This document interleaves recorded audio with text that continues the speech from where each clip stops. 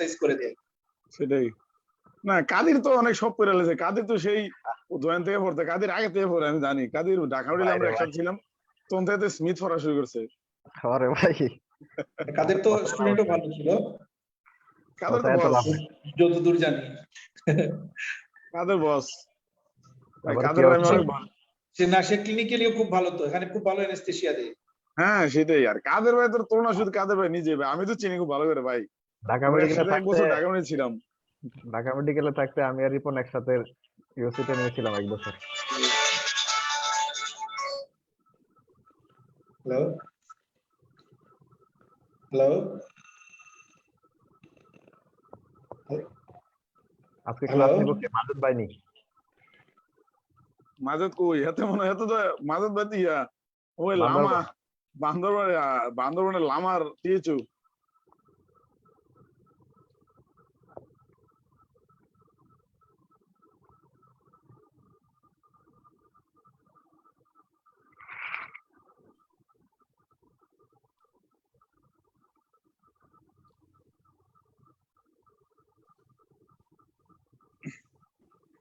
এই আনমিউট হয়নি তো আমি, সবাই আনমিউট হয়েছি। আসসালামু আলাইকুম। ওয়ালাইকুম আসসালাম। ওয়ালাইকুম আসসালাম।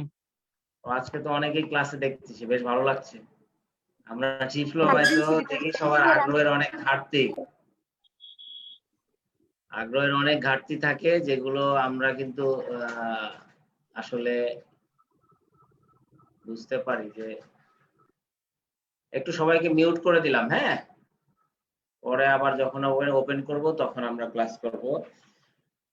আমার সাথে এর আগে ক্লাস হয়নি, this is the first class I think.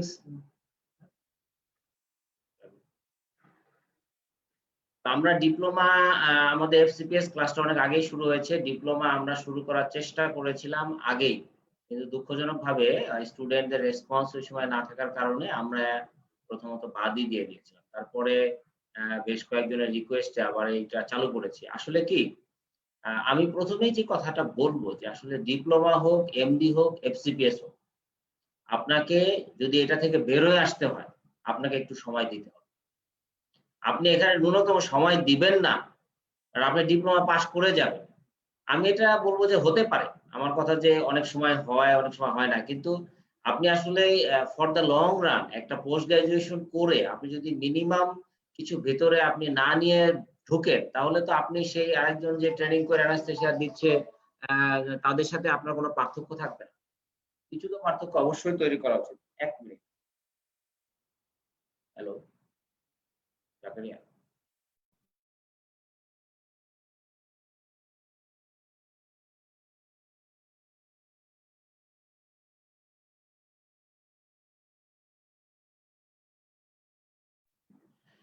তো যে বিষয়টা আমি বলবো, সবাই এখানে অনেকের সাথে পরিচিত হওয়ার সুযোগ হতো আমার মনে হয় আমি ক্লাসটা শেষ করে তারপরে সবার সাথে আবার একটু কথা বলবো, সবাইকে ওপেন করে দিব, আমরা একটু আলোচনায় ফিরে আসি। আমার মনে হয় প্রথম ক্লাসটা কেমন লাগছে আপনাদের? দু একজন যদি আনমিউট করে বলতে চান যে প্রথম ক্লাসটা কেমন লেগেছে। ভালো ভাইয়া। তাহলে যদি আমরা আপনাদেরকে উপকার করতে চাই তাহলে আমরা মনে হয় পারবো, এটা বোঝা যাচ্ছে নাকি? ভাই ক্লাস তো আসলে শিডিউল ভাবে এখনো হয় নাই, কারণ গতদিন ওনাকে প্রস্তুতি ছিল শিডিউল, না হ্যাঁ ভালোভাবে। এটা আমি বলি, শিডিউল ভাবে হয় নাই মানে কি, আসলে আমার শিডিউলটা ঠিক থাকবে। আমি রেগুলার মঙ্গলবারে আমার শিডিউলটা ঠিক থাকবে, কারণ আমার আসলে এই মঙ্গলবার ছাড়া শিডিউলই নাই। মানে আমার টাইমগুলো পুরা সপ্তাহে প্যাক শিডিউল থাকে, যে কারণে এই মঙ্গলবারটাই শুধু ডিপ্লোমার জন্য শিডিউল করা আছে। মঙ্গলবার অফ করলে আমি বুধবারে ক্লাস নিতে পারবো না, বৃহস্পতিবার নিতে পারবো না, সুতরাং আমার অপশন নাই, মঙ্গলবারেই ক্লাসটা হবে। আর মাঝেদের ক্লাসটা একটু চেঞ্জ হয়, কারণ আসলে কি, ও হচ্ছে এখন তো একটু প্রমোটেড হয়েছে ইউএইচএনএফপিও, এখন লামাতে আছে, ওখানে ক্লাস আশা করি যে সম্ভবত শুক্রবারে নেওয়ার কথা ছিল, মনে হয় না শুক্রবারে নিবে। সে সম্ভবত ওই মানে ওপেন ডেতেই সন্ধ্যার পরে নিবে, 7:30 বা 8টার সময় নিবে, এটাই মোটামুটি কথা হয়েছে। তা আমরা ওর কারণে একটু শিডিউল চেঞ্জ হতে পারে, আর আশা করি আমার শিডিউলটা চেঞ্জ হবে না। সময়টা একটু হেরফের হতে পারে, অনেক সময় দেখা গেল যে আমি 7:30 থেকে শুরু হওয়ার কথা 8টায় দিলাম, 8টায় না দিলে অনেক 8:30 দিলাম, কিছুটা এদিক সেদিক হতে পারে, কারণ অ্যাকচুয়ালি আমরা তো একটু চেম্বার করতে হয়, তো চেম্বারের কারণে দেখা গেল হঠাৎ করে যে একটা লোড হয়ে গেল। আমি এখনো রুগী দেখতেছিলাম, তো রুগী দেখেই আলটিমেটলি এখন আর কি আপনাদের সামনে আসলাম, যে আমার মনে হয় অসুবিধা হবে না। একটু এদিক সেদিক তো আসলে কি সবাই তো আমরা কাজ করি কম বেশি, তো দেখা যায় একটু এদিক সেদিক হতে পারে। তবে আমাদের বারটা ঠিক রাখার চেষ্টা করব। আমি মাজাদের সাথেও কথা বলছি যাতে শিডিউলটা চেঞ্জ না করে, এটা আমরা ওর সাথে কথা বলছি। আচ্ছা, আরেকটা হলো যে আমরা শুধুমাত্র এটাই করছি তা না, আপনাদের যে কোনো ধরনের প্রয়োজন আপনারা কিন্তু আমাদেরকে বলতে পারবেন, আমরা আপনাদেরকে যেভাবে হেল্প করতে পারি। আর আরেকটা কথা না বললেই নয়, যে মূলত আমি মনে করি যে আপনারা যদি আমাদের কথাগুলো একটু শোনেন আর হচ্ছে এই পাওয়ার পয়েন্টটাও অন্তত ভালো করে পড়েন। পাওয়ার পয়েন্টটা যদি আমি আবার বললাম যে পাওয়ার পয়েন্টটা যদি ভালো করে পড়েন, আমার ধারণা যে আশা করি ডিপ্লোমাতে আপনারা বের হয়ে আসতে পারবেন, স্মুথলি বের হয়ে আসতে পারবেন। তবে ভালো বা অনেক বেশি নাম্বার পাওয়ার প্রশ্নগুলো আমার কাছে বলবো যে সেইটা হলে আপনাকে আরেকটু পড়তে হবে, বইটা সম্বন্ধে একটু জানতে হবে, তাহলে আপনি আরো বেশি অ্যাডভান্স হতে পারবেন। তো আমরা অ্যানাটমি 2 তে যে বিষয়গুলো নিয়ে এসেছি ভেরি ইম্পর্টেন্ট টপিকস, এই টপিকস গুলো থেকে রেগুলারই প্রশ্ন আসে। এখানে vertebral column, peripheral nerve, plexus, significance, এগুলো নিয়ে কোশ্চেন আসে। প্রথমেই যেটি আমি দেখাতে চাই, দেখেন একটু কোশ্চেন গুলো দেখে নেন। কোশ্চেন গুলো দেখে নেন যে বিগত বছরে মানে এইগুলো থেকে কোশ্চেন এভাবে এসেছে। আমার পাওয়ার পয়েন্ট যদি না দেখা যায় আমাকে বলবেন যে পাওয়ার পয়েন্ট দেখা যাচ্ছে না, হ্যাঁ, এটা একটু বলে দিবেন। তাহলে আমরা দেখলাম যে প্রশ্নগুলো দেখেন, caudal, epidural, space, boundary, blood supply. আমি সংক্ষেপে কোশ্চেনগুলো নিয়ে আসছি, সংক্ষেপে, এরকম হুবহু কোশ্চেন আনি নেই। Blood supply of the spinal cord, এটা আসছে পরীক্ষায় 19-20 ওগুলোতে আসছে। আরেকটা হচ্ছে যে আমরা দেখলাম anatomical difference between paediatrics and adult in airway, এটা তো অনেকবার আসছে, অনেকবার। এটা শুধু লেখা আছে জানুয়ারি 2020, পরীক্ষায় অনেকবার আসছে। Nerve supply of the larynx and what are the effect of the injury of the laryngeal nerve, জানুয়ারি 19-এ আসছে। ব্রাকিয়াল প্লেক্সাস, তারপরে হচ্ছে effect of lower trunk compression, তারপর ড্রয়েন level, muscles of respiration, nerve supply diaphragm, ড্রয়েন level, the typical spinal nerve, dermatome of the lower limb structure, traverse during midline approach of the spinal anesthesia, circle of Willis, blood supply of the brain, factor affecting the height of the block. এই প্রশ্নগুলো আসছে বিভিন্ন সময়। তাহলে definitely বুঝতে পারছেন যে এই চ্যাপ্টারটা কিন্তু খুবই গুরুত্বপূর্ণ।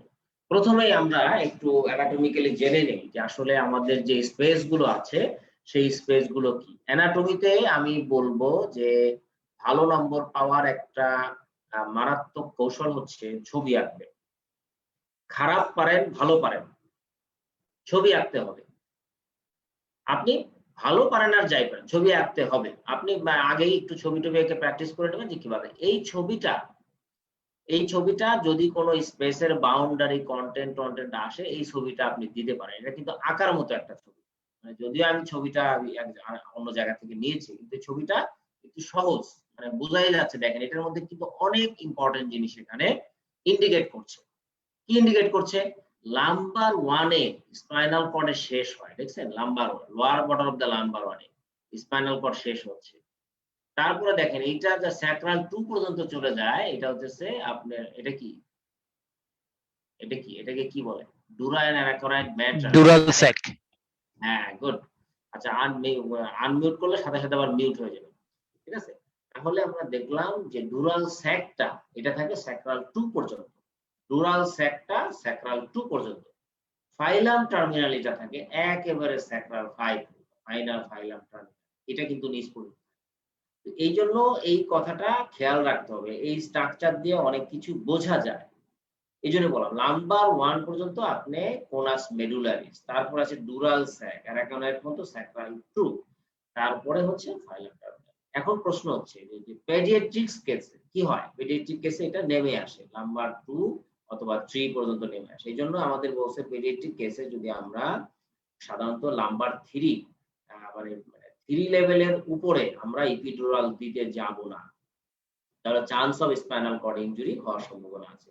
আমরা এই লেভেলে 3-4 এ আমরা যাব, ফার্স্ট আমাদের 3-4, ঠিক আছে, পেডিয়াট্রিক পেশেন্টদের। তাহলে এটা আমাদের একটা মানে পার্থক্য বোঝা গেল। আমরা আরো আলোচনা আছে সামনে, সেখানে যাব। এখানে সাবঅ্যারাকোনাইড স্পেস দেখা যাচ্ছে, ইপিডুরাল স্পেসটা দেখা যাচ্ছে ডুরাল স্যাকের উপরে যে স্পেসটা থাকে, এটা রাউন্ডেড ফর্ম। এই ছবিটা খুব সহজ, এই ছবিটা যদি কখনো আপনারা পারেন ছবিটা এঁকে দিবেন, কোনো সমস্যা নেই। Boundary content of the subarachnoid space, এটা কল্পনা করেন, আপনি মনে মনে কল্পনা করেন যে কি আছে, উপরে কি আছে, উপরে ফোরামেন ম্যাগনাম, আর নিচে কি আছে, স্যাক্রোকক্সিজিয়াল মেমব্রেন, স্যাক্রোকক্সিজিয়াল লিগামেন্ট। অ্যান্টিরিয়রলি থাকে কি, অ্যান্টিরিয়রলি কল্পনা করেন পোস্টেরিয়র লংগিটিউডিনাল লিগামেন্ট, যেটা একেবারে বডির সাথে একবারে নিচে থেকে শেষ পর্যন্ত লেগে থাকে, সেটা হচ্ছে পোস্টেরিয়র লংগিটিউডিনাল লিগামেন্ট। অ্যান্টিরিয়রলি বডির পোস্টেরিয়রলি যে লিগামেন্টটা থাকে, পোস্টেরিয়র লংগিটিউডিনাল লিগামেন্ট। পোস্টেরিয়রলি থাকে লিগামেন্টাম ফ্লাভা এন্ড ভার্টিব্রাল ল্যামিনা। তাইলে কি থাকে, লিগামেন্টাম ফ্লাভা এন্ড ভার্টিব্রাল ল্যামিনা, এটা থাকে posteriorly. On each side, pedicle of the vertebra and intervertebral foramen. Pedicle of the vertebra and intervertebral foramen. এটা আপনারা সবাই জানেন। তাহলে এটা আমরা দেখলাম যে ফোরামেন ম্যাগনাম মুখস্থ হয়ে যাবে, কিন্তু আমি যে স্লাইড গুলো বারবার বলতেছি এগুলো যদি একটু মনোযোগ কথা দিয়ে শুনতে শুনেন, পাচ্ছ? কথা শোনা যাচ্ছে? আমার কথা শোনা যাচ্ছে? জি শোনা যাচ্ছে। জি শোনা যাচ্ছে ভাইয়া। যাচ্ছে যাচ্ছে। এখন আপনারা মিউট করে নেন যার যার। যেখানে বললাম যে আমার এই স্লাইড গুলো আমি বারবার বললে দেখবেন আপনাদের মুখস্থ হয়ে গেছে। হ্যাঁ, এটা কিন্তু বেসিক স্লাইড, মানে রিটেনের জন্য এর কম পড়া যাবে না, এর বেশি পড়া যাবে কিন্তু কম পড়া যাবে না। ঠিক আছে? আচ্ছা, সময়ে সময়ে আমরা এই স্লাইড গুলো থেকে যদি কিছু ইম্পর্টেন্ট মনে করি তখন কিন্তু আমরা আপনাদের গ্রুপে দিয়ে দিব, এই জিনিসটা পড়ে নেন। ঠিক আছে? যদি কোনো এক্সট্রা কিছু আমরা মনে করি তাহলে আমরা গ্রুপে দিয়ে দিব, এই গ্রুপে চোখ রাখলে আপনারা পেয়ে যাবেন। তো দেখলাম যে ফোরামেন ম্যাগনাম সুপিরিয়রলি মুখস্থ করে ফেলেন, একবারে মুখস্থ করে ফেলেন। এখানে 2 ঘন্টা পড়বেন তো একবারে পড়ার মতো পড়েন, মুখস্থ হয়ে যাবে। তারপরে inferiorly sacrococcygeal membrane, posterior longitudinal ligament এবং ligamentum flava vertebral lamina posteriorly. এরপরে আসেন হচ্ছে on each side pedicle of the vertebra. এখন কন্টেন্টে আপনি জানেন যে সাবঅরবিটাল স্পেসের কন্টেন্ট, এখানে কিন্তু একটু ঝামেলা আছে। ঝামেলাটা হলো যে দিল আপনাকে সাবঅরবিটাল স্পেস, আপনি ভুলে লিখে আসলেন ইপিডুরাল স্পেস।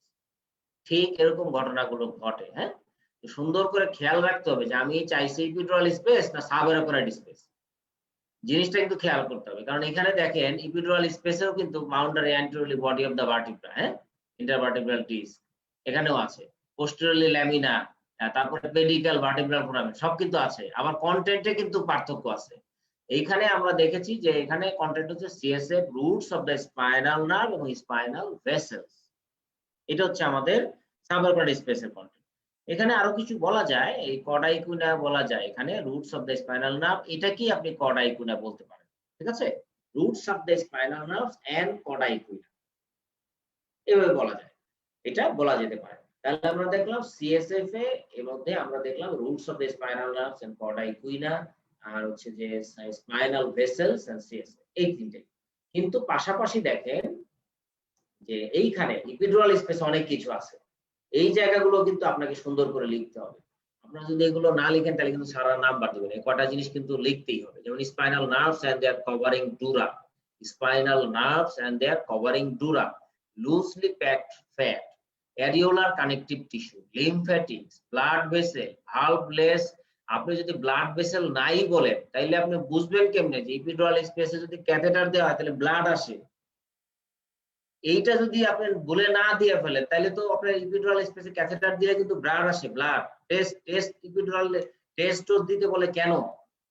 ইপিডুরালে টেস্ট ডোজ আছে, কিন্তু টেস্ট ডোজ কেন দিতে বলে জানেন তো? এটা কিন্তু একটু শর্ট টিপস দিয়ে দিলাম।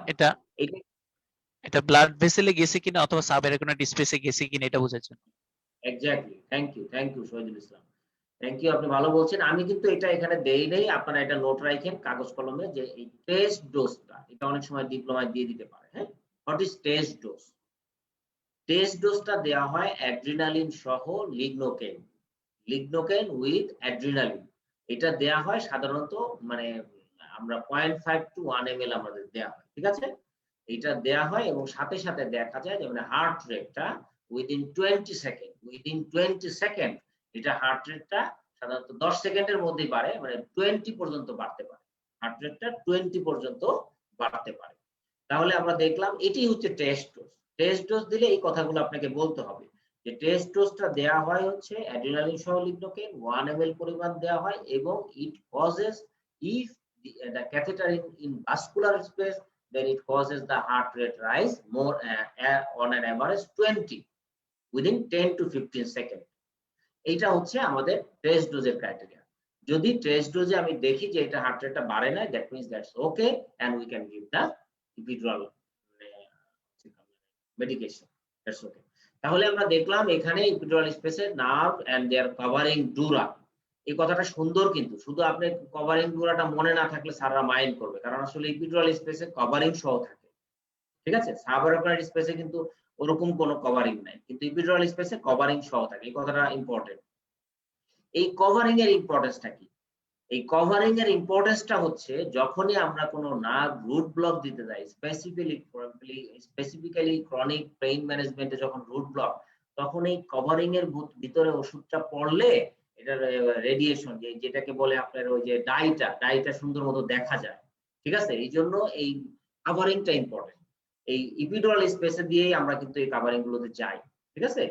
তো আমরা তো সাবঅ্যারাকনাইড স্পেসে যাই না, ওই জায়গাটাতে গেলে আপনি যদি যখনই নার্ভ রুটে দিবেন তখন এই কভারিংটা যদি কভারিং এর ভিতরে না পড়ে, তাহলে ইট উইল কজ মানে স্প্রেডিং, মানে তখন আপনার ইফেক্টটা আমরা দেখি যে সিয়ার করে যে তখন আর ইফেক্টটা পাওয়া যায় না। তো এইটাই দেখি, কভারিংটা এই জন্য important. Spinal nerves and their covering, loosely packed fat, তারপরে অ্যারিওলার কানেকটিভ টিস্যু, এই যে এগুলো বলতেই হয়, lymphatics, blood vessel, valveless vertebral venous plexus. Valveless বলতে পারেন, কোনো সমস্যা নাই, ভার্টিব্রাল ভেনাস প্লেক্সাস এই কথাটা বলতে হবে। Complication of the epidural procedure, এটা আপনাদের আমি বলবো যে একটু সুন্দর করে মনে রাখলে, এই সিস্টেমে যদি আপনারা পড়েন তাহলে মনে থাকবে। অ্যাসোসিয়েটেড উইথ প্রসিডিউর, একটা অ্যাসোসিয়েটেড উইথ প্রসিডিউর কিছু আছে, অ্যাসোসিয়েটেড উইথ ড্রাগ ইনজেকশন। তাহলে অ্যাসোসিয়েটেড উইথ প্রসিডিউর এবং অ্যাসোসিয়েটেড উইথ ড্রাগ ইনজেকশন, তাহলে কি হতে পারে? প্রসিডিউর আপনার হতে পারে যে epidural দিতে গেছেন, ডুরাল পাংচার হয়ে গেছে, পরে দেখা গেল সাবসিকুয়েন্ট PDPS হতে পারে, ইন্ট্রাভাস্কুলার ইনজেকশন হতে পারে, তারপর retain catheter or needle fragment, দেখা গেল ক্যাথেটার ভাঙ্গে রয়ে গেছে ভিতরে, নিডল রয়ে গেছে ভিতরে, এই অনেক ধরনের প্রবলেম হতে পারে। ইনঅ্যাডভার্টেন্ট সাবডুরাল ব্লক, আপনি দিতে গেলেন epidural হয়ে গেছে সাবডুরাল, হ্যাঁ? সাবডুরাল আর সাবঅ্যারাকনয়েড কিন্তু আলাদা কিছু না, ঠিক আছে? এবং ডুরা এবং অ্যারাকনয়েড কিন্তু খুবই কাছাকাছি থাকে, তো সাবডুরাল হতে পারে খুবই ইনসিডেন্টালি, অনেক সময় কিন্তু দেখা যায় যে ডুরা মানে আমি এমন একটা জায়গায় নিডলটা পৌঁছাইছে, epidural স্পেস মনে হয়েছে, কিন্তু এটা ফরওয়ার্ড হয়ে একেবারে মানে ডুরা ক্রস করছে কিন্তু অ্যারাকনয়েড ক্রস করে নাই, এরকম একটা অবস্থান হতে পারে। জাস্ট ডুরা অর্ধেক টিয়ারফুল হলেই কিন্তু অ্যারাকনয়েড এরকম একটা অবস্থানে চলে যেতে পারে, তখন ওষুধ দিতে একটু ফোর্স লাগতে পারে, আপনি দিয়ে দিলেন কিন্তু epidural স্পেসে ওষুধ নাই, তাহলে এটা হতে পারে। তাহলে ইনঅ্যাডভার্টেন্ট সাবডুরাল ব্লক হতে পারে। তারপরে failure or no block, unilateral or patchy block হতে পারে, epidural হিমাটোমা হতে পারে, ব্যাকএক হতে পারে। তাহলে এই কথাগুলো আমাদের একটু প্রসিডিউর রিলেটেড, তাহলে এটা কিন্তু মনে রাখা কঠিন কিছু না। প্রথম কথা হচ্ছে আমি জিনিসগুলো আপনি কল্পনায় নিয়ে আসেন, কল্পনায় নিয়ে যখন আপনি মানে দিতে গেছেন, তাহলে ইনঅ্যাডভার্টেন্ট ডুরা পাংচার হতে পারে, সেক্ষেত্রে হয়ে কি হতে পারে? PDPS হতে পারে। তারপরে ইন্ট্রাভাস্কুলার ইনজেকশন হতে পারে, রিটেইন ক্যাথেটারটা দিচ্ছেন, ওটা ভেঙে রয়ে গেল, নিডল ভেঙে রয়ে গেল, ব্লক হইলো না, ইউনিল্যাটারাল পসিবল ব্লক হলো, epidural হিমাটোমা ফর্মেশন হলো, ব্লাড ভেসেল ইনজুরি হয়ে হিমাটোমা হলো, ব্যাকএক হয়ে গেল। আর যখনই আপনার কোনো ব্লক বা রিজিওনাল প্রসিডিউর আসবে, অবশ্যই কয়েকটা জিনিস আপনাকে বলতেই হবে। এক নম্বর হচ্ছে anaphylaxis, systemic local anaesthetic toxicity, তারপরে ইউরিনারি রিটেনশন হতে পারে, injection of the wrong drug হতে পারে, তারপর হচ্ছে হাইপোটেনশন হতে পারে সিম্প্যাথেক্টমির ইফেক্টে, total spinal or high spinal block. যখনই আপনি সাবঅ্যারাকনয়েডে চলে যাবেন তখন সব দিয়ে দিলে কি হতে পারে? হাই স্পাইনাল এবং টোটাল স্পাইনাল মানে ব্লক হয়ে যেতে পারে। তাহলে এগুলো হচ্ছে আমাদের epidural প্রসিডিউর রিলেটেড এই জিনিসগুলো, মানে ড্রাগ ইনজেকশন রিলেটেড কমপ্লিকেশন। এগুলো দুইটা ভাগে ভাগ করে দিয়েছি, এই জন্য বলছি যে দুইটা ভাগে ভাগ করে দিলে কিছু কথা লিখতে পারবেন, অ্যান্সারটা সুন্দর হবে এবং স্যারদের কাছ থেকে নাম্বার বেশি পাবেন। আমি আরেকটু কথা বলি, আপনাদেরকে অবশ্যই খাতার প্রেজেন্টেশনটা ভালো করতে হবে। আমরা দেখি যে আসলে খাতার প্রেজেন্টেশন নিয়ে কেউ খেয়াল করে না, কেউ আসতে একেবারে খাতার একবারে শুরু থেকে লেখা শেষ করেন এবং শেষ পর্যন্ত একটা লাইন কিভাবে ঢুকানো যায় আপনি কষ্ট করে ঢুকায় রাখেন। দরকারটা কি? আপনি উপরে 4 আঙ্গুল ফাঁকা রাখবেন, নিচে 2 আঙ্গুল ফাঁকা রাখবেন, পাশে 2 আঙ্গুল ফাঁকা রাখবেন, দুই পাশে 2 আঙ্গুল ফাঁকা রাখবেন, এই ফ্রেমের মধ্যে আপনি লিখবেন। দেখবেন আপনার খাতার প্রেজেন্টেশন, আপনার হাতের লেখা যাই হোক, খাতার প্রেজেন্টেশন ভালো হয়ে যাবে। তাহলে কি বলছি, উপরে 4 আঙ্গুল ফাঁকা, নিচে 2 আঙ্গুল ফাঁকা, দুই পাশে 2 আঙ্গুল ফাঁকা, 1 ইঞ্চি 1 ইঞ্চি করে ফাঁকা। এই ফ্রেমে যখনই লিখবেন, আপনি লেখা শেষ, পরের পৃষ্ঠা চলে যান। আপনি 1 পৃষ্ঠার জায়গায় আপনি 3 পৃষ্ঠা লেখেন, অসুবিধা কি? আপনাকে তো খাতা দিচ্ছে। তবে প্রেজেন্টেশনে যত পয়েন্টস যোগ করতে পারবেন স্যাররা কিন্তু ভালো ফিল করে, যত পয়েন্টস যোগ করতে পারবেন তত ভালো। তো এই বিষয়টা আপনাদেরকে খেয়াল রাখতে হবে, লেখার প্রেজেন্টেশন এটা খুবই ইম্পর্টেন্ট। আমরা চলে আসি কর্ডাল অ্যানেস্থেসিয়া। কর্ডাল অ্যানেস্থেসিয়াতে আমরা প্রথমে স্যাক্রাল হায়াটাসকে আইডেন্টিফাই করব। Sacral hiatus resulting from failure of the fusion of lamina and spinous process of the lower sacral vertebra. তাহলে লোয়ার স্যাক্রাল ভার্টিব্রার যে লোয়ার কয়েকটা আছে, সাধারণত 4-5 বা 3-4-5, সাধারণত 4-5 এরকমই হয় স্যাক্রাল ভার্টিব্রা।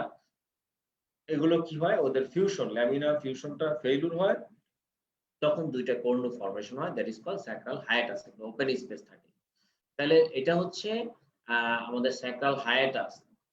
আরেকটা হচ্ছে ল্যাটারালি 2 স্যাক্রাল কর্ণ থাকে, পালপেবল ডিম্পলের মতো থাকে। পোস্টেরিয়রলি হচ্ছে আপনার হচ্ছে sacral hiatus is covered by the skin subcutaneous tissue. Anteriorly কি, lower part of the body of the sacrum.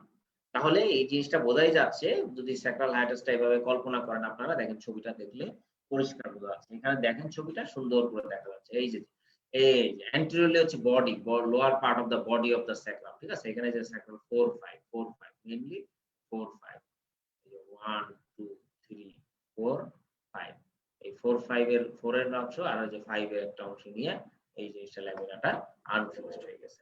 এখানে যে স্যাক্রাল কর্ণ, এখানে তাহলে অ্যান্টেরিয়রলি ছবি দেখে দেখে পড়ার চেষ্টা করবেন, মুখস্থ করার কোনো দরকার নেই। এখানে anteriorly body of the vertebra, lower sacral vertebra, মনে রাখেন, কোন লেভেল মনে না থাকলে, body of the lower sacral vertebra, posteriorly sacrococcygeal membrane, ঠিক আছে।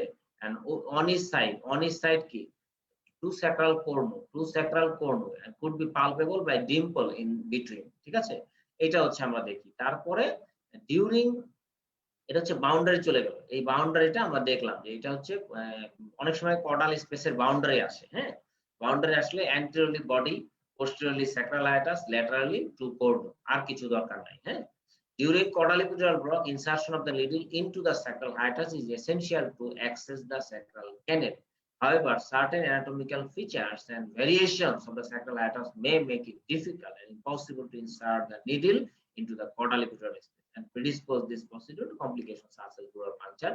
এগুলো আমরা, এটা সাধারণত কমপ্লিকেশনস এর ক্ষেত্রে এগুলো আসবে। কমপ্লিকেশনস কি, সহজ। কমপ্লিকেশনস এর ক্ষেত্রে আবারও বলছি যে কোনো রিজিওনাল প্রসিডিউর, কমপ্লিকেশনস এ আসবে systemic toxicity, local anaesthetic toxicity, anaphylaxis, তারপরে হচ্ছে নার্ভ ইনজুরি হতে পারে, ভাস্কুলার ইনজুরি হতে পারে, তারপরে হচ্ছে আপনার ফেইল ব্লক হতে পারে।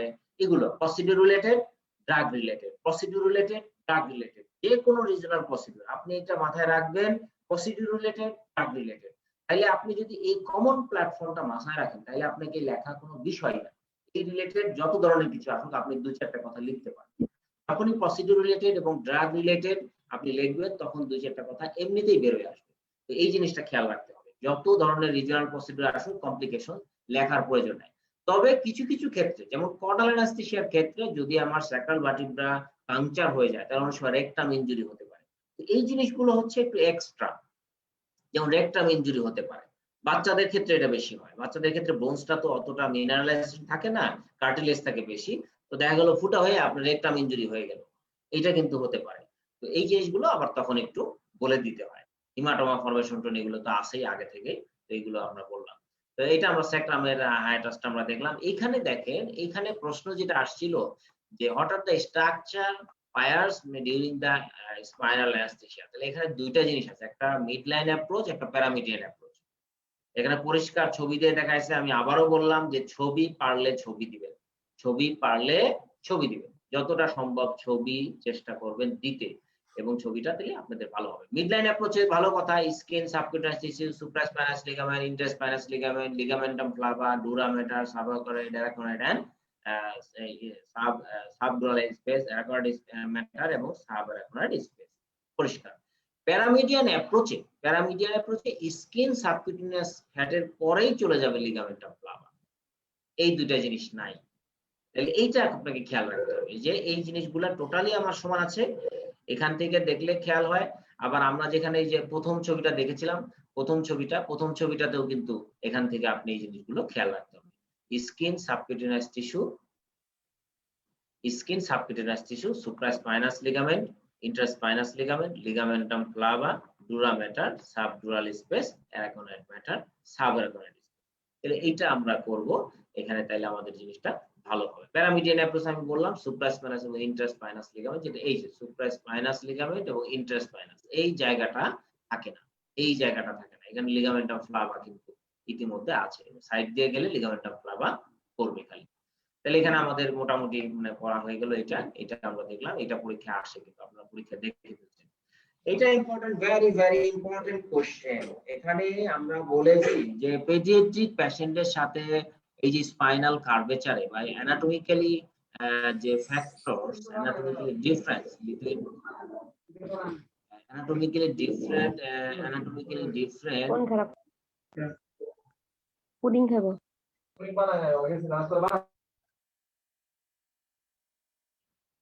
অ্যানাটমিক্যাল ডিফারেন্টের ক্ষেত্রে আমাদের অ্যাডাল্টের সাথে কি পার্থক্য দেখেন। 1 number, paediatric factor, resulting danger এবং implication of the regional anaesthesia. সুন্দর করে বলা আছে। 1 নাম্বার হচ্ছে lower terminal of the spinal cord, মানে পেডিয়াট্রিকের ক্ষেত্রে স্পাইনাল কর্ডটা একটু নিচে যায়, টার্মিনেশন হয়। রিজাল্টিং কি হয়, increase risk of direct trauma to the spinal cord. তাহলে এটা একটা সম্ভাবনা আছে। তাহলে কি করতে হবে, সুবিধা কি, আপনি কি করবেন, তাহলে যখনই লিখবেন এই শখটা যদি সুন্দর করে লিখতে পারেন তাহলে আপনার অ্যানসারটা কমপ্লিট হবে। তাহলে আমি কি করব, avoid epidural approach, above lumber 3 হয় নেভার পসিবল। তাহলে আমি কথাটা আগেই বলেছিলাম। লোয়ার প্রজেকশন অফ দ্য ডুরাল স্যাকটা আমরা জানি সাধারণত স্যাক্রাল 2 তে যায় শেষ হয়। যদি স্যাক্রাল 3, 4 এ যায় শেষ হয়, যেমন 3 তে যায় শেষ হলো, তখন কি আপনার চান্স অফ সাবঅ্যারাকোনয়েড ডিউরিং হচ্ছে কর্ডাল ইপিডুরালের ক্ষেত্রে increase risk of inadvertent penetration of the dura matter, এটা বলতে পারেন ডিউরিং কর্ডাল অ্যানেস্থেসিয়া, না বললেও সমস্যা নাই। তাহলে আমরা দেখলাম যে কর্ডাল অ্যানেস্থেসিয়া বাচ্চাদের দেয়া হয় বেশিরভাগ ক্ষেত্রে, যদি ডুরাল স্যাকটা নিচের দিকে নেমে থাকে তাহলে কর্ডাল দেওয়ার সময় কিন্তু সাবঅ্যারাকোনয়েড স্পেসে চলে যেতে পারে। Check for cerebrospinal fluid reflex including dura during caudal approaches। তাহলে আমরা দেখলাম চেক ফর সেরিব্রোস্পাইনাল রিফ্লেক্সেস, আপনি দেখবেন যে যখন কর্ডাল অ্যাপ্রোচে দিতে যান তখন আপনাকে খেয়াল করতে হবে যে আমার কিন্তু সাবঅ্যারাকোনয়েড ফ্লুইড চলে আসতেছে কিনা। দেখা গেল আপনি পাইছেন তো দিয়ে দিয়েছেন, কিন্তু এর মধ্যে দেখলেন যে পরে সাবঅ্যারাকোনয়েড স্পেসে চলে গেছে, তখন কিন্তু আপনার ঝামেলা হতে পারে। Be careful. তো সুতরাং এটা আমরা দেখলাম যে এইভাবে করলে আমাদের বাচ্চাদের সাথে পার্থক্য। Delayed myelination of the nerve fibre, বাচ্চাদের তো নার্ভের ডেভেলপমেন্ট থাকে,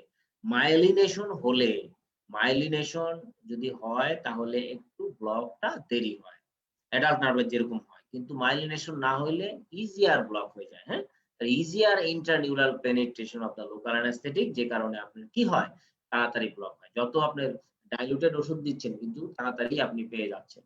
সুতরাং বাচ্চাদের ক্ষেত্রে আপনি ডাইলুটেড ওষুধ দিলেও কিন্তু একই রেজাল্ট, খুব তাড়াতাড়ি রেজাল্ট পাচ্ছে।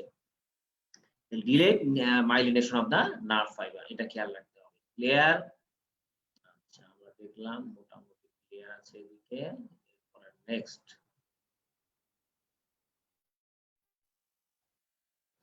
Indication of the caudal epidural block.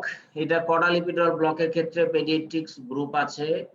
Recurring sacral block, এটা আপনারা জানেন, circumcision, anal surgery, patient requiring lower thoracic block, inguinal herniorrhaphy, তারপরে patient requiring analgesia for the upper thoracic dermatomes, তারপরে for the chronic pain management, এটা আমরা জানি। Paediatric গ্রুপে কিন্তু ক্রনিক পেইন ম্যানেজমেন্টের ক্ষেত্রেও কিন্তু caudal epidural anaesthesia paediatric group না, এটা অ্যাডাল্ট গ্রুপে। ঠিক আছে, indication of the caudal epidural adult গ্রুপে লিখবেন। এই কথাটা একটু কারেকশন করে আপনারা নিবেন। আমি কারেকশন করতে গেলে আবার এটা স্টপ শেয়ারিং করতে হবে, আমি এটা করে দিব, মানে করার আগে দিয়ে দিব। তো এটা হচ্ছে ক্রনিক পেইন ম্যানেজমেন্টে আমরা সাধারণত অ্যাডাল্ট গ্রুপের ক্ষেত্রে কর্ডাল ইপিডুরাল অ্যানেস্থেসিয়া ইউজ করে থাকি। ঠিক আছে, তাহলে আপনি পেডিয়াট্রিক গ্রুপ আর অ্যাডাল্ট গ্রুপের ক্ষেত্রে ক্রনিক পেইন ম্যানেজমেন্ট এটা আপনারা দিয়ে দিবেন। কমপ্লিকেশন ক্ষেত্রে দেখেন টোটাল স্পাইনাল আইভি, এটা তো একই কথা। কর্ডাল ইপিডুরাল ব্লকে আমি আগেই বলছি প্রসিডিউর রিলেটেড, ড্রাগ রিলেটেড। হ্যাঁ, এখানে একটা কথা শুধু যোগ করেছিলাম, ইন্ট্রাঅসিয়াস ইনজেকশন এবং মানে রেকটাম ইনজুরি, এই কথাটা কিন্তু এখানে বলা নাই, এটা আপনারা বলে নেবেন। তাহলে এখানে যা আছে এইভাবে বলা যাবে না, এখানে আপনি বলবেন ওইটা যেটা বলছি। কমপ্লিকেশনস কি কি হতে পারে? প্রসিডিউর রিলেটেড এবং drug related. Always procedure related, drug related. কি কি ইনজুরি হতে পারে সব। দোকানের সময় আপনার কি কি ইনজুরি হতে পারে? মাসকুলার ইনজুরি হতে পারে, নার্ভ ইনজুরি হতে পারে, কিছু বলবা? হ্যাঁ, জরুরি কিছু, জরুরি কিছু।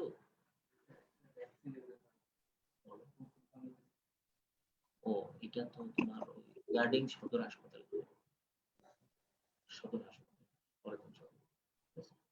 ফ্রি দিবে। হ্যাঁ, আচ্ছা, sorry for interruption.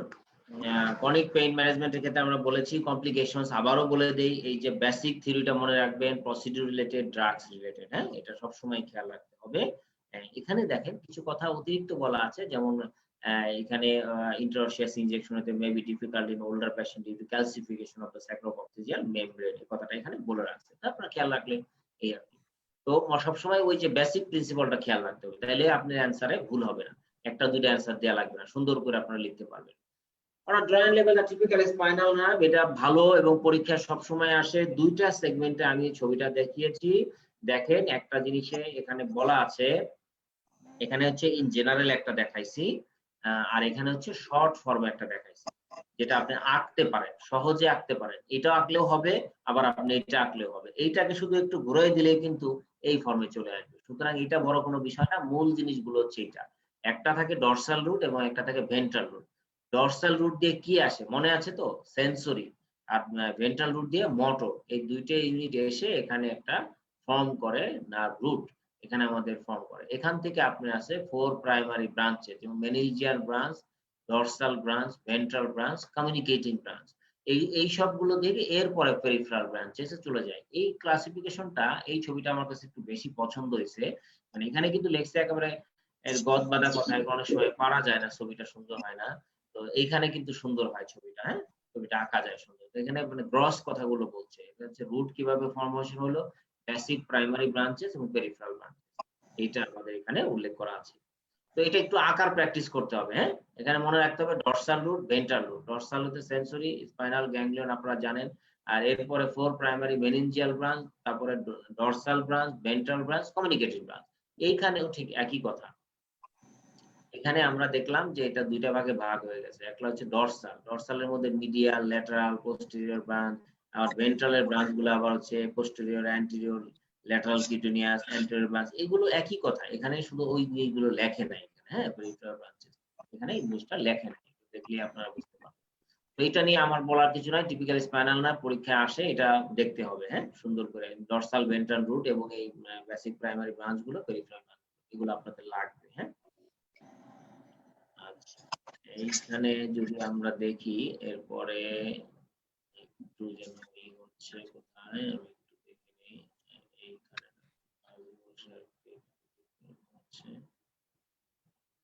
Okay, fine. তাহলে আমরা নেক্সট স্টেপে চলে যাই, blood supply of the spinal cord. Blood supply of the spinal cord অবশ্যই আমার হাতের ডান পাশে যে ছবিটা আছে এই ছবিটা দেওয়ার চেষ্টা করবেন, অথবা এখানে যে ছবিটা আছে এই দুইটা ছবির কোনো একটা ছবি দিবেন। আমি বারবারই বলি, যখনই আপনি মানে অ্যানাটমিতে প্রশ্ন অ্যান্সার করবেন, চেষ্টা করবেন যে ছবি দিতে, আপনার মার্কস ভেরিয়েশন করবে, এমনিতেই বেড়ে যাবে। ছবি একটা দিলে কিছু লেখেন আর না লেখেন আপনার নাম্বার বেড়ে যাবে। এখানে যে প্রিন্সিপালটা মনে রাখতে হবে, 2 পোস্টেরিয়র স্পাইনাল আর্টারি এবং 1 অ্যান্টেরিয়র স্পাইনাল আর্টারি। এবং আরো খেয়াল রাখতে হবে, যদিও পোস্টেরিয়র স্পাইনাল আর্টারি দুইটা, কিন্তু সাপ্লাই দেয় মাত্র 1/3 অফ দা স্পাইনাল কর্ড, আর 2/3 কিন্তু সাপ্লাই দেয় একটা অ্যান্টেরিয়র স্পাইনাল আর্টারি। সুতরাং এটা খেয়াল রাখতে হবে যে আপনার 2 পোস্টেরিয়র স্পাইনাল আর্টারি এবং 1 অ্যান্টেরিয়র স্পাইনাল আর্টারি, এটা যেন ভুল না হয়। আমি ছবি দেওয়ার ক্ষেত্রে এই ছবিটা লাগবে না, এই ছবিটা জাস্ট বোঝার জন্য এইগুলো আপনি একটু এঁকে দিবেন, এই ছবিটা আঁকার মতো এটা আপনি এঁকে দিবেন। Blood supply of the spinal cord, এখানে আমি বেসিকটা লিখছি, লাল দাগটা হচ্ছে বেসিক। হ্যাঁ, যদি এরপরে কেউ কিছু লিখতে চান তাহলে কিছু যোগ করা আছে, যেমন 2 posterior spinal artery arises from posterior inferior cerebral artery and vertebral artery and the same clear। আর এরপরে হচ্ছে 1 anterior spinal artery, এটা হচ্ছে আপনার midline vessel that begins at the foramen magnum and union of the anterior spinal branch of the vertebral arteries, the same in the midline fissure producing several branches to supply the anterior 2/3 of the spinal cord. যদি ভালো করে কেউ বলতে চান তাহলে এটা, কিন্তু দুঃখজনক হলেও সত্য যে পরীক্ষার সময় এত সুন্দর সুন্দর কথাগুলো জীবনেও মনে আসে না। তো পরীক্ষার সময় আপনি অন্তত এইটুকু লিখে দিয়ে আসলেও হবে, posterior inferior cerebral artery থেকে আসছে and vertebral artery থেকে আসছে এবং descend করে, and one anterior spinal artery, তাহলে one anterior spinal artery। এরপরে আমরা দেখেন ইন্টারকোস্টাল। স্যার ইয়াটা ব্রাঞ্চটা হচ্ছে আগের স্লাইডটা একটু দেখাবেন স্যার। হ্যাঁ স্যার এটা হচ্ছে টু পোস্টেরিয়র স্পাইনাল আর্টারি, এটা হচ্ছে কার ব্রাঞ্চ? পোস্টেরিয়র ইনফিরিয়র সেরেবেলার আর্টারি হবে মনে হয়। সেরিবেলার, সেরেবেলার, জি এটা আমি বলার মনে সময় হয়। হতে পারে, হ্যাঁ, আমি বলার সময় সেরিবেলারই মনে আসতেছিল, কিন্তু লিখে রাখছি সেরিব্রাল, হতে পারে কোনো কারণে এটা সেরেব্রাল, জি মেবি মাই মিস্টেক, হতে পারে। Thank you for your correction. Maybe আমি বলার সময় কিন্তু সেরিবেলারই বলতে চাচ্ছিলাম, কিন্তু কেন সেরিব্রাল লেখা আছে আমি খেয়াল করিনি। আচ্ছা, ওকে ফাইন, এটা হতে পারে। তো যে কারণে বলছিলাম টু পোস্টেরিয়র স্পাইনাল আর্টারি এবং ওয়ান অ্যান্টেরিয়র স্পাইনাল আর্টারি, এটা খেয়াল রাখতে হবে। আচ্ছা, interruption of the anterior spinal artery, যেটা আমাদের মূল কনসার্ন, ক্লিনিক্যাল কনসার্ন হচ্ছে যদি কোনো কারণে ইন্টারাপশন হয়, কিভাবে ইন্টারাপশন হতে পারে, এই কথাগুলো আমাদের মানে জানতে হবে। তাহলে এক নম্বর হচ্ছে হাইপোটেনশন যদি হয়, তাহলে এই যে মানে ভেসেল গুলো, এগুলোতে এমনি কিন্তু ন্যারো ডায়ামিটার ভেসেল, যদি তারপরে কোনো কারণে কারো অ্যাথেরোস্ক্লেরোসিস থাকে, তাহলে হাইপোটেনশন হলে ওখানে ব্লাড সাপ্লাই যায় না, তখন কিন্তু একটা ইনজুরি হয়। যেহেতু নার্ভ বা মানে গ্রে ম্যাটার এবং আপনার কি বলে হোয়াইট ম্যাটার, গ্রে ম্যাটার, এইসব জায়গায় ব্লাড সাপ্লাই কিছুক্ষণ না পেলে কিন্তু ইনজুর হয়ে যায়। ঠিক আছে, এটা কিন্তু রিকভারি হওয়া কঠিন, অনেক সময় ধরে দেখা গেছে হাইপোটেনশন হয়ে বসে আছে, এইদিকে অ্যাথেরোস্ক্লেরোটিক ভেসেল, তখন এটা কিন্তু আমাদের ইনজুরি করে বসে আছে। তখন দেখবেন যে পেশেন্টের কিন্তু অনেক সময় এরকম হয় যে মোটর ব্লক হয়ে আসছে, পেশেন্ট বা পাওয়ার রাখতে পারছে না, এরকম ঘটনা কিন্তু ঘটে, যে স্পাইনাল দেওয়ার পরে আর মানে হয়তো পরে অল্প অল্প আসছে কিন্তু তার পরিষ্কার ভালো মতো আসে না। এই ধরনের কিছু কারণ থাকে যেগুলো কিন্তু আমরা আসলে ইভ্যালুয়েশন করি না। The vessel is also the risk of embolic occlusion, যেটা আমরা জানি যে অনেক সময় এম্বোলাইজেশন হয়েও কিন্তু অনেক সময় এই অক্লুশন গুলো হতে পারে, তো সেটা খেয়াল রাখতে হবে। অ্যাসোসিয়েটেড ক্লিনিক্যাল সাইন্স, তখন বুঝবেন loss of motor function below the level of the lesion, loss of motor function, যেটা বলছিলাম আমি যে অনেক সময় লস অফ মোটর ফাংশন হতে পারে, loss of temperature, pain sensation below the level of lesion, and preserve dorsal column in vibration and proprioception. কারণ এটা সাধারণত anterior spinal interruption of the anterior spinal artery, কারণ posterior spinal artery তে কিন্তু দুইটা artery, সুতরাং এটা কিন্তু ইনজুরি হওয়ার চান্সটা একটু কম, যেহেতু এটা আপনার দুইটা আর্টারি কোনো না কোনো ভাবে এটা মিটিগেট হয়ে যেতে পারে। কিন্তু anterior spinal artery যেহেতু একটা আর্টারি, কোনো কারণে অ্যাথেরোস্ক্লেরোসিস হলে বা হাইপোটেনশন হলে এটা কিন্তু সাপ্লাই হ্যাম্পার হতে পারে। তাহলে সেক্ষেত্রে আমরা দেখেছি যে anterior spinal arteryটা কিন্তু বিশেষ করে ভাইব্রেশন, প্রোপ্রিওসেপশন ও লাইট টাচ, এগুলো কিন্তু কোনো সমস্যা করবে না, কারণ এগুলো কিন্তু পোস্টেরিয়র পার্টে থাকে। সুতরাং এটা আমার মানে ঝামেলা করার বিষয় নয়, এটা খেয়াল রাখতে হবে। হ্যাঁ, এটা একটু অ্যাডভান্স বলে ফেললাম, এইটা এত ডিফিকাল্ট লেভেল অনেক সময় দেয় না, এটা তারপর আমি কেনা জানায় রাখলাম যে জিনিসগুলো হতে পারে। Then go for intercostal nerve block, এটা কোন কোন ক্ষেত্রে আমরা ব্যবহার করি। এখন কিন্তু আমি একটা জিনিস বলে রাখি, সেটা হচ্ছে আপনার রিজিওনাল নার্ভ ব্লক থেকে কোশ্চেন থাকবে, কারণ এখন কিন্তু রিজিওনাল নার্ভ ব্লককে খুবই প্রায়োরিটি দেওয়া হয়, রিজিওনাল নার্ভ ব্লককে। সুতরাং রিজিওনাল নার্ভ ব্লক আপনার থাকবেই। সুতরাং ইন্টারকোস্টাল নার্ভের এই ছবিগুলো আপনার লাগবে। ছবিটা আমি আসলে আঁকাটা সোজা, আমি সহজ ছবিটা দিছি যাতে আঁকা যায়। মাসেল গুলো না দিলেও ভেসেল গুলো দিতে হবে। ভেইন, আর্টারি, নার্ভ, মানে উপর থেকে নিচ পর্যন্ত বাইরের দিকে নার্ভ থাকে। তাহলে বাইরের দিকে নার্ভ থাকার সুবিধা কি? অ্যাডভান্টেজ অফ দা বাইরের দিকে নার্ভ থাকলে সুবিধা হচ্ছে ব্লক দেয়া যায়। আপনি যখনই ব্লক দিতে যাবেন, ঠিক এই জায়গাটাতে আপনি নিডিল ঢুকায় যখনই এটাতে গুতা লাগবে, তার থেকে নিচে যায় পুরুষ করে আপনি এখানে ব্লক দিয়ে দিবেন। এটা কিন্তু সহজ। হ্যাঁ, ইন্টারকোস্টাল নার্ভ ব্লক আমরা দিতে পারি, এই জন্য কিন্তু মনেও থাকবে আপনার যে ভেইন, আর্টারি, নার্ভ উপর থেকে নিচে, এরকম মনে করার সুযোগ নাই যে ভেইন, আর্টারি, নার্ভ উপরে তারপরে ভেইন হবে, কারণ এটা আসলে অ্যানাটমিক্যালি হয় না, এটাতে কোনো সুবিধা নাই।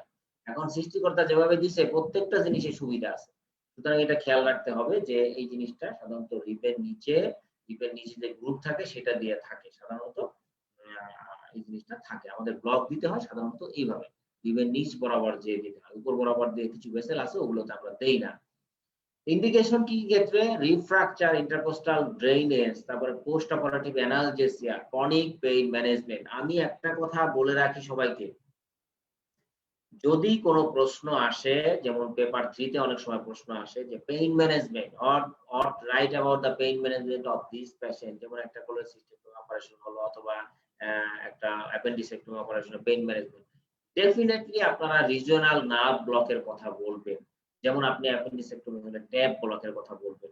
তারপরে যদি থোরাসিক সার্জারি হয় অবশ্যই বলবেন ইন্টারকোস্টাল নার্ভ ব্লক।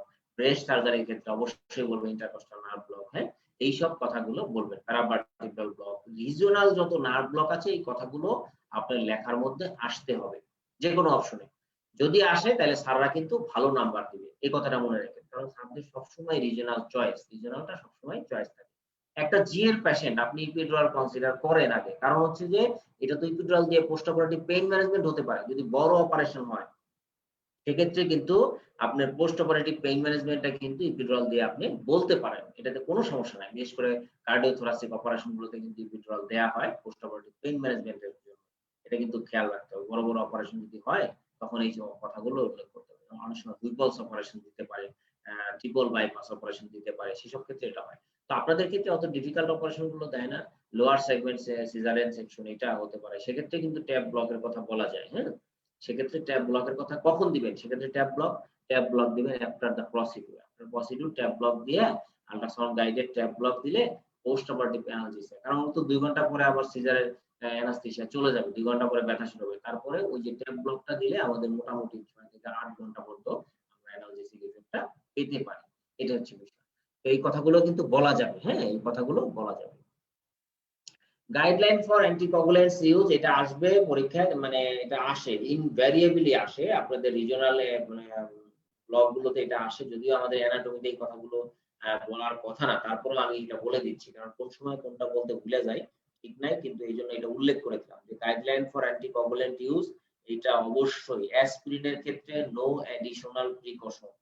যেখানে আমি এই যে এপি লেখছি, এটা হচ্ছে অ্যান্টিপ্লাটিলেট, এপি লেখছি অ্যান্টিপ্লাটিলেট, তাহলে অ্যাসপিরিন, ক্লপিডোগ্রেল, ডাইপাইরিডামল, এটা হচ্ছে আপনার অ্যান্টিপ্লাটিলেট। যদি বলে যে what are the antiplatelet drugs, এটা কিন্তু প্রশ্ন আসে অনেক সময়, তাহলে অ্যাসপিরিন হবে, ক্লপিডোগ্রেল হবে, ডাইপাইরিডামল, এই জিনিসটা হবে। তাহলে আমরা দেখলাম এই তিনটা জিনিস হচ্ছে অ্যান্টিপ্লাটিলেট।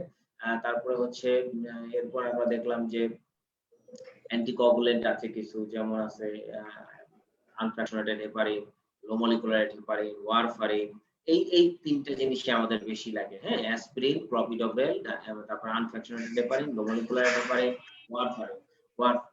এক্ষেত্রে আমাদের প্রিপারেশন নেওয়া লাগবে যে কার ক্ষেত্রে আপনি কিভাবে এটা দিবেন। এটা ছকটা দিয়ে দিছি, ছকটা মনে রাখা সহজ, ছকটা আপনি পড়ে নেবেন। হ্যাঁ, ছকটা আমি বুঝাই দিচ্ছি আপনাদের, এটা কঠিন কিছু না।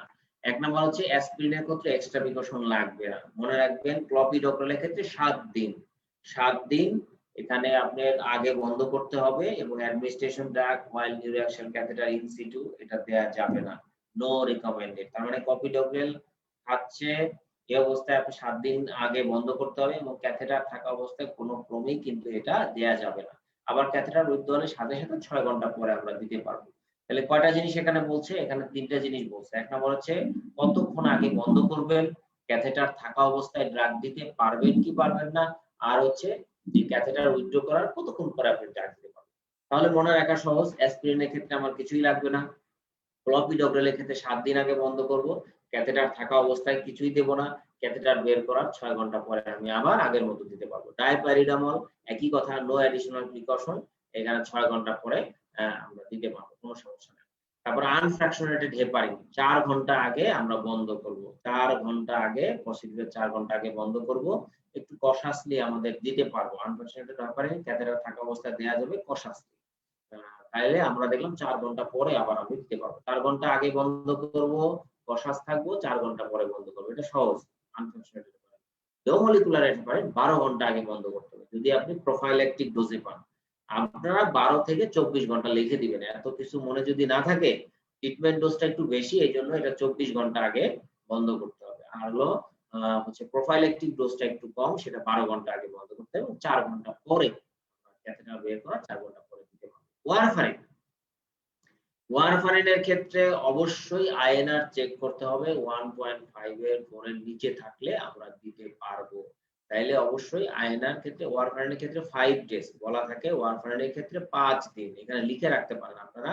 অথবা এই চ্যাপ্টারে কিন্তু আরেকটা ছকে এটা অন্য আরেকটা চ্যাপ্টারে এটা প্রি অপারেটিভ অ্যাসেসমেন্ট, এটা স্মিথের ছক, এটি স্মিথের 25 নাম্বার চ্যাপ্টারের ছক এবং এইটা কিন্তু স্মিথের আরেকটা চ্যাপ্টারে, চ্যাপ্টার নামটা আমি ভুলে গেছি, ওই চ্যাপ্টারে প্রি অপারেটিভ অ্যাসেসমেন্টের চ্যাপ্টারে আছে, সেখানে কিন্তু 5 দিনের কথা লেখা আছে, ওয়ারফারিনটা 5 দিনের। তবে আইএনআর অবশ্যই 1.4 এর নিচে থাকতে হবে, খেয়াল রাখতে হবে। হ্যাঁ, আপনার ক্যাথেটার রিমুভালে আপনি সাথে সাথে মুখে দিতে পারবেন, কোনো সমস্যা না। আর আমাদের আর কিছু আসে না, দরকারও নেই। নিউরোঅ্যাক্সিয়াল ব্লকের কন্ট্রাইন্ডিকেশন এবং মানে ফ্যাক্টর ইনফ্লুয়েন্সিং স্প্রেড অফ মানে স্পাইনাল সলিউশন বা এটা কি কিভাবে আছে সবগুলো বই থেকে নিচ্ছি। এটা হচ্ছে মর্গ্যান নতুন বইয়ের চ্যাপ্টার। এখানে খেয়াল রাখতে হবে এখানে কিন্তু কিছু চেঞ্জ হয়েছে। হ্যাঁ, এখানে একটু চেঞ্জ হয়েছে দেখে আমি এটা নিয়ে আসছি, এটা নতুন বইয়ের। একটা অ্যাবসুলেট কন্ট্রাইন্ডিকেশন ছিল অনেক সময়, এই যে সেপসিস না কি যেন সিভিয়ার মানে সেপসিস বা এরকম একটা ছিল ওইখানে অ্যাবসুলেটের মধ্যে, সেটা চলে আসছে রিলেটিভের মধ্যে। হ্যাঁ, সম্ভবত সেপসিসটাই আমার যতটুকু মনে পড়ে, একটা দুটো ছিল, সেটা চলে আসছে। তাহলে প্রথম কথা হচ্ছে অ্যাবসুলেট, আমরা ইনফেকশন যে সাইট যদি আপনি যেখানে নিউরোঅ্যাক্সিয়াল ব্লক দিবেন ওখানে যদি ইনফেকশন থাকে তাহলে এটা দেয়া যাবে না, পরিষ্কার কথা দেয়া যাবে না।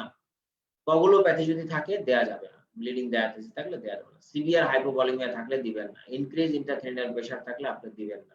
এগুলো একটু পড়ে নিতে হবে, কারণ এগুলো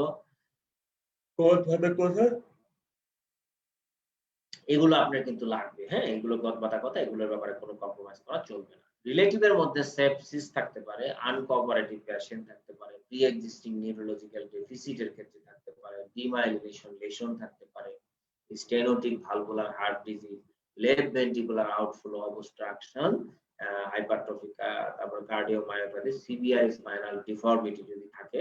এখানে আমি মনে করি যে এখানে কিছু কথা একটু মনে রাখতে হবে, কয়েকবার পড়লে আপনি মনে থাকবে। কন্ট্রোভার্সিয়াল, এখানে প্রশ্নটা আমি একটু বলে দেই, অনেক সময় প্রশ্ন আকারে আসে, what are the controversies of neuraxial block? What are the controversies of neuraxial block? Prior back surgery neuraxial block cannot be given, এটা একটা কন্ট্রোভার্সি। অনেকে আছে দিতে পারে, অনেকে দেয় না। তাইলে যদি প্রশ্নই আসে যে what are the controversies of neuraxial block, এরকম প্রশ্ন কিন্তু ইদানিং আসে, প্রশ্ন একটু বানায় দেয়, সারা জিনিস কিন্তু সহজ। কন্ট্রোভার্সির ইন্ডিকেশন কিন্তু এই জন্য আলাদা পয়েন্টে দিয়ে দিছে।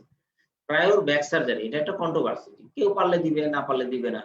কমপ্লিকেটেড সার্জারির ক্ষেত্রে আমি দিব কিনা, মনে করেন 10 ঘন্টা অপারেশন, আমি নিউরোঅ্যাক্সিয়াল ব্লক দিব কিনা, এটা একটা কন্ট্রোভার্সি আছে। প্রলং অপারেশন দিব কিনা, major blood loss, manoeuvre that compromise respiration, এইসব ক্ষেত্রে আমি দেব কিনা। তাহলে এটা হচ্ছে ইন্ডিকেশনের মধ্যে, কন্ট্রাইন্ডিকেশনের মধ্যে একটা কন্ট্রোভার্সিস। আর যদি আপনি আলাদা প্রশ্ন করে what are the controversies of the neuraxial ব্লকে, তখন আপনি এই কন্ট্রোভার্সি গুলো আপনি দিয়ে দিবেন। এইসব ক্ষেত্রে অনেক সময় দেওয়া হয়, অনেক সময় দেওয়া হয়, এই জন্য এটা এখন একটা কন্ট্রোভার্সির স্টেজে চলে আসে। Influencing spread of hyperbaric solution, spinal solution কি ভাবে, position of the patient, sitting position একরকম হয়, produce perineal block only provided that small volume are used। তাহলে এখানে আমরা ফ্যাক্টর ইনফ্লুয়েন্সিং এর মধ্যে পজিশন অফ দ্য পেশেন্ট এক নাম্বার হচ্ছে সিটিং ইমিডিয়েটলি আফটার মানে procedure, lying down immediately after মানে প্রসিডিউর, আর হচ্ছে আপনার এরপরে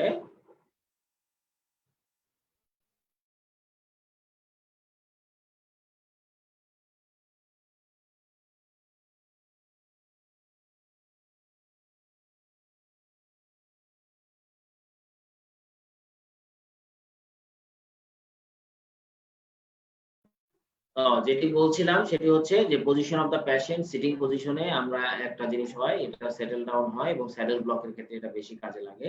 ইমিডিয়েটলি যদি আপনি শোয়াই দেন সেক্ষেত্রে আমরা আপ টু দ্য লেভেল আমরা পেতে পারি, অনেক সময় একটু ডিলে করে শোয়াইলে অনেক সময় কম লেভেলে পেতে পারি। Spinal curvature, with standard volume 2 to 3 ml, standard volume 3 ml দিলেই কিন্তু T4 পর্যন্ত চলে যাওয়ার কথা। হ্যাঁ, with small volume 1 ml block may affect only the perineum even when the patient is placed supine immediately. আচ্ছা, আমরা এটা এত গভীরে যাব না, ঠিক আছে? এটা 1 ml দিয়েও কিন্তু অনেক সময় ইমিডিয়েটলি শোয়াই দিলে কিন্তু একটা টপ লেভেলে আপনি পেতে পারেন, সে কথাটা ওগুলো বলছে। তাহলে একটা জিনিস হচ্ছে স্পাইনাল কার্ভেচার অনুযায়ী যদি ইউজুয়ালি আমরা 2 থেকে 3 ml দেই তাহলে T4 পর্যন্ত পাবো, কিন্তু কিছু কিছু ক্ষেত্রে 1 ml দিয়েও যদি সাথে সাথে শোয়াই দেওয়া হয় তাহলে কিন্তু আমরা ওই লেভেলটা অনেক সময় পেতে পারি, ঠিক আছে? Dose of the drug within the range of the volume usually employed, increasing the dose of the drug, increasing the duration of anesthesia. আপনি ডোজ বেশি দিলে বেশি পরিমাণ টাইম আপনি পাবেন। তারপরে interspace, minor factor affecting height of the block, এটা আমাদের জন্য খুব একটা ফ্যাক্টর না, এটাই বলছে। Obesity, minor factor affecting height of the block, তাহলে ওবেসিটির ক্ষেত্রেও কিন্তু আছে, কিন্তু মাইনর ফ্যাক্টর, ঠিক আছে? Speed of injection, rapid injection make the height of block more variable. এইটা ভ্যারিয়েবল বলার অর্থ হচ্ছে অনেক সময় হাই ব্লক হয়ে যায়, অনেক সময় দেখা যায় হাই স্প্যানাল হয়ে গেছে, আবার অনেক সময় কিন্তু মানে লো স্প্যানাল হতে পারে। তো এই জন্য আমাদের ক্ষেত্রে এটা মনে রাখতে হবে,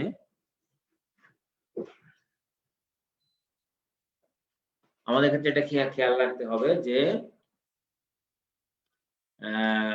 র‍্যাপিড ইনজেকশনটা আমাদের হাইট অফ ব্লকটা ভ্যারিয়েবল হয়, ঠিক আছে? বারবাটোসটা আমরা এখন ইউজ করি না, হ্যাঁ, বারবাটোসটা ইউজ করা না। তাহলে আমরা দেখলাম কি factor, position of the patient, এটা কিন্তু স্মিথের ছক, এটা কিন্তু মর্গানের ছক, এটা কিন্তু স্মিথের ছক, হ্যাঁ, খেয়াল রাখতে হবে। এই যে স্মিথ 25 চ্যাপ্টারের ছক।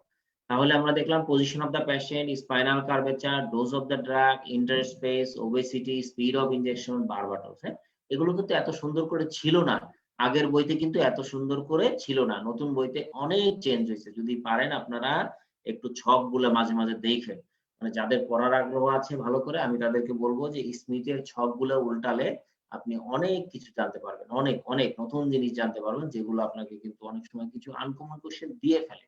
মানে আমাদের হয় কি যে আমরা যতই ওরিয়েন্টেশন করাই, ওই আনকমন কোশ্চেন গুলো একটু জানতে হলে আপনাকে বইটা টাচ করতেই হবে।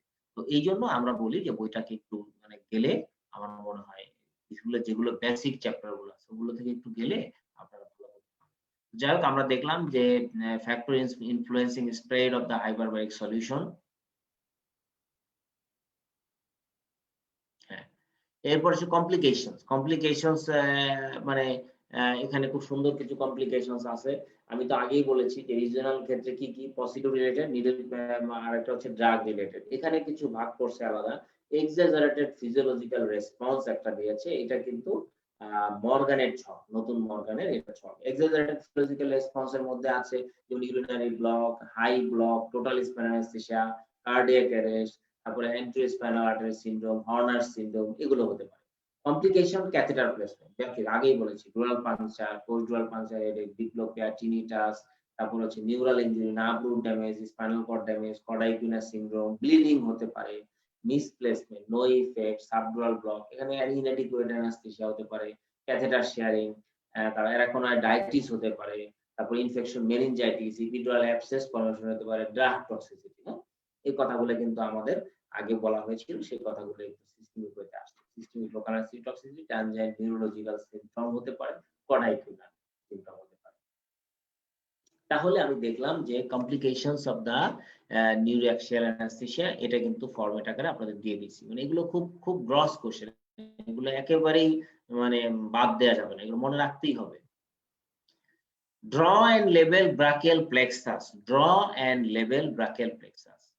ঠিক এখানে আমি কথাগুলো বলেছি, এটা মানে খুব সহজ একটা সিস্টেম আছে। দেখেন এই যে ডান পাশের ছবিটা, এইটার একটা ভিডিও আছে, ব্রাকিয়াল প্লেক্সাস ইজি লেখা, ইজি ব্রাকিয়াল প্লেক্সাস ড্রয়িং, এটা লিখলে ইউটিউবে এই ছবিটা দিয়ে যে ভিডিওটা আছে এইখানে সুন্দর করে দিয়েছে। প্রথমে আপনি জাস্ট সি 5, 6, 7, 8, T1, ঠিক আছে?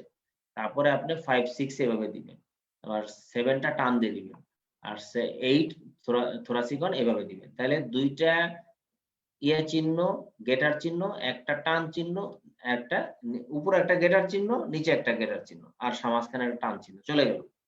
এরপরে আপনি এখানে একটা কেটে দেন, এখানে কেটে দেন, আর এখানে একটা দাগ দেন। এখানে দুইটা দাগ দিয়েছেন তো, এখানে একটা দাগ দেন।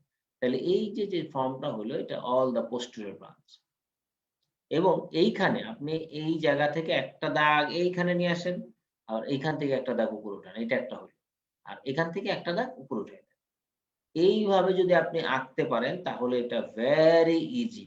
আমি বললাম তো ইউটিউবে এটা পাওয়া যায়। তারপরে আমি এই ছবিটা শুধু দিয়ে রাখলাম। এখানে হচ্ছে RTBCB, RCRTDCB। এটার চেয়ে মনে রাখা সহজ হলো মারমু, MARMU, মিডিয়াল ব্রাঞ্চ, ঠিক আছে? মানে মিডিয়ান ব্রাঞ্চ, মিডিয়াল ব্রাঞ্চ, একটা হচ্ছে অ্যাক্সিলারি নার্ভ, ঠিক আছে? Median nerve, axillary nerve, radial nerve, median nerve এইটা। আর এটা হচ্ছে এইটা মাস্কুলোকিউটেনিয়াস। কে কিছু বলছেন?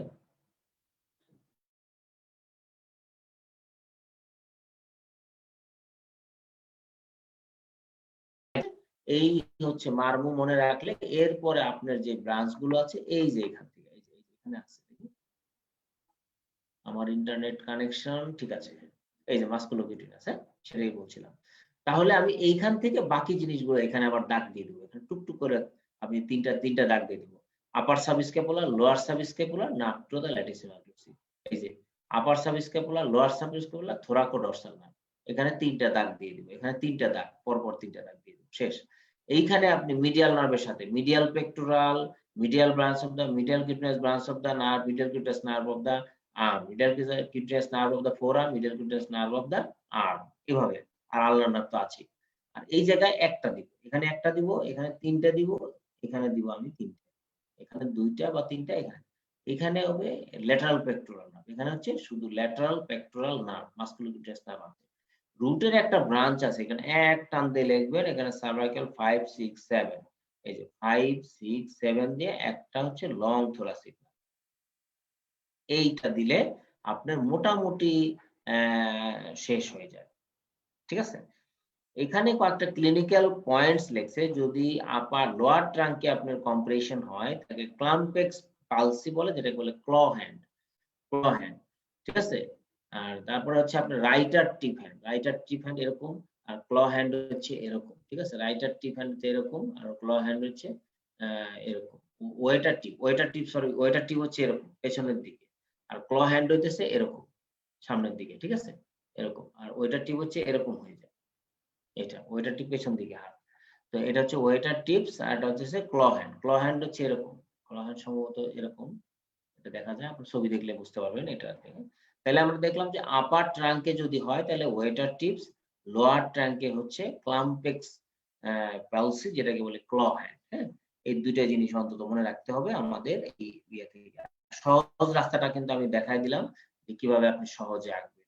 একটা মানে গেটার চিহ্ন, নিচেরটা গেটার চিহ্ন, বাস্তবের সমান। তারপরে এখানে একটা ক্রস, এখানে একটা দাগ, তারপরে এখানে একটা, এখানে একটা, এখানে একটা, এখানে একটা, তারপরে এইখান থেকে আইনে এখানে মিশান, আর কিছুই নেই। মারমু, শেষ। মারমু। এরপরে আপনি আস্তে আস্তে প্ল্যান করে রাখেন একবারে, মানে আমার 10 সেকেন্ডে এটা আঁকা সম্ভব। এই ভিডিওটা যদি কেউ দেখে ফেলেন তাহলে আঁকা সম্ভব, সোজা, একবার সোজা। তাহলে আমরা দেখলাম যে ব্রাকিয়াল প্লেক্সাস এটা আঁকা আসবেই পরীক্ষায় যে কোনো ভাবে। এখন এরপরে যে কি কি প্রশ্ন আসতে পারে, what are the approaches of the brachial plexus block? Approaches গুলো আসতে পারে interscalene brachial plexus, supraclavicular brachial plexus, infraclavicular, axillary block. এই চারটি অ্যাপ্রোচ আছে, আমরা চারটি অ্যাপ্রোচই মোটামুটি করি। আচ্ছা, এরপরে যদি কোনো নার্ভ ব্লক আসে, এই জিনিসগুলো মনে রাখবেন। স্লিম র্যাগ, আমি আবার মনে করা দিচ্ছি, স্লিম র্যাগ, এই কথাগুলো আপনি লিখবেন, খাতায়ও লিখবেন, SLIMRAG, কোনো সমস্যা নেই, খাতায় এভাবেই লিখবেন। Sterile equipments, light source, intravenous access, monitoring equipments, resuscitation equipment, trained assistant, ability to convert. ঠিক এভাবেই আপনি লিখবেন, স্লিম র্যাগ দিয়েই লিখবেন, এটাতে কোনো সমস্যা নেই। এটা দিলেও স্যাররা বুঝবে যে আপনি সুন্দর। এখানে লিখবেন procedure follow the sequence of this, মানে ফর প্রসিডিউর, এন্ড এরপর আপনি প্রপার কি কি করবেন না করবেন, আল্ট্রাসাউন্ড গাইড দিয়ে করবেন না কি করবেন, এটা খেয়াল রাখতে হবে। আমার সব সময় হচ্ছে রিসার্সিটেশন ড্রাগ রাখতে হবে, রিসাসিটেশন ড্রাগ রাখতে হবে, লিপিড ইমালশন সবসময় মনে রাখতে হবে। লোকাল অ্যানেস্থেটিক প্রসিডিউর বা any regional block, lipid emulsion আমাকে হাতে রাখতে হবে। কারণ হচ্ছে লোকাল অ্যানেস্থেটিক টক্সিসিটি হইলে লিপিড ইমালশন দিয়ে আমাকে বের হয়ে আসতে হবে। তো সুতরাং লোকাল অ্যানেস্থেটিক টক্সিসিটি ওটা আরেকটা চ্যাপ্টার, ওইটাতে আমরা আলোচনা করবো এগুলো। আমরা শুধু এটুকুই বলতেছি, যে কোনো যদি নার্ভ ব্লক বা প্লেক্সাস ব্লকে আসে সেক্ষেত্রে আমাকে এই সব কিছুর পরেও আমাকে খেয়াল রাখতে হবে এই রিসাসিটেশন ইকুইপমেন্টস, এবং এখানে তো আছেই সাথে আমরা যে লিপিড ইমালশন এই কথাটা একটু যোগ করে দিতে হবে। Resuscitation equipments and lipid emulsion এটার মধ্যে পরে তারপরে এই কথাটা একটু আলাদাভাবে উল্লেখ করে দিতে হবে। তাহলে আমরা দেখলাম যে অ্যানি নার্ভ ব্লকে আপনি এই জিনিসগুলো মানে বলতে পারেন। স্লিম ব্রেক মনে রাখা সহজ, হ্যাঁ। কমপ্লিকেশন ডিউ টু এই যে আমি আবার কমপ্লিকেশন চলে আসছে, এটা বারবার বলা লাগে না। তারপরে ব্রাকেল প্লেক্সাসের জন্য স্পেশালি যেটা বলবেন সেটা হচ্ছে নিডলের জন্য, একটা হচ্ছে লোকাল অ্যানেস্থেটিকের জন্য। তার মানে প্রসিডিউর রিলেটেড মানে drug related, procedure related drug related. Procedure related কি হতে পারে? Vessel injury, nerve injury, pneumothorax, subaquatic injection. এই নিউমোথোরাক্স এবং সাবঅ্যাকুয়াটিক ইনজেকশনটা এটার জন্য একটি ইউনিক, ঠিক আছে। এখানে নার্ভ ইনজুরির ক্ষেত্রে বলে দিবেন যে যদি আপার ট্রাঙ্কে হয় তাহলে ওয়েটার টিপ, বা লোয়ার ট্যাঙ্কে হলে আপনি ক্ল হ্যান্ড, যেটাকে বলে আলনার নার্ভ ইনজুরিতে ক্ল হ্যান্ড হতে পারে। এই কথাটা একটু বলে দিবেন, তাহলে জিনিসটা আরেকটু ভালো হবে। লোকাল অ্যানেস্থেটিক টক্সিসিটি একই কথা, systemic local anaesthetic toxicity, anaphylaxis, total spinal respiratory distress, এটা জানা সহজ। এরপর আসেন অ্যাঙ্কেল ব্লক। অ্যাঙ্কেল ব্লকটা খুব সহজ। ডিপিএস, আমাদের ডিপিএস অ্যাকাউন্ট আছে না, ডিপিএস অ্যাকাউন্ট, ডিপিএস দিয়ে মনে রাখবেন যে কোন কোন নার্ভ প্যারালাইসিস করা হয়, কোন কোন নার্ভে ব্লক দেওয়া হয়। অ্যাঙ্কেলে DPS, deep peroneal nerve, posterior tibial nerve এবং সুপারফিশিয়াল পেরোনিয়াল, সুরাল নার্ভ এবং স্যাফেনাস নার্ভ। এই নার্ভগুলোর নাম মনে থাকে না, এটা আমাদেরই মনে থাকতো না। এই কষ্ট করে এগুলো বের করা হয়েছে যাতে মনে রাখা যায়, কারণ অনেক কিছু তো পড়ার ক্ষেত্রে হঠাৎ করে মনে আসে না একটা নার্ভ। তাহলে আমরা দিলাম DPS, deep peroneal nerve, posterior tibial nerve, superficial peroneal, সুরাল এবং স্যাফেনাস।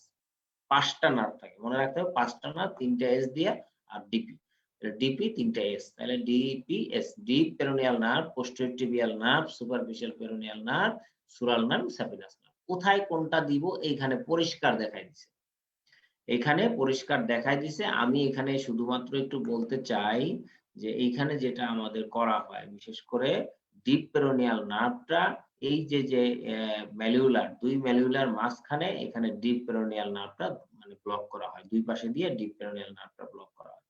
লেটারাল ম্যালিউলাসের পেছনে যে আমরা দেই সুরাল নার্ভ, লেটারাল ম্যালিউলাসের পেছনে যে সুরাল নার্ভ, আর মিডিয়াল ম্যালিউলাসের পেছনে দেয় পোস্টেরিয়র টিবিয়াল, এটা মনে রাখবেন। পোস্টেরিয়র টিবিয়াল নার্ভ আর্টারি থেকে এখানে, এই জন্য মিডিয়াল ম্যালিউলাসের পেছনে পোস্টেরিয়র টিবিয়াল।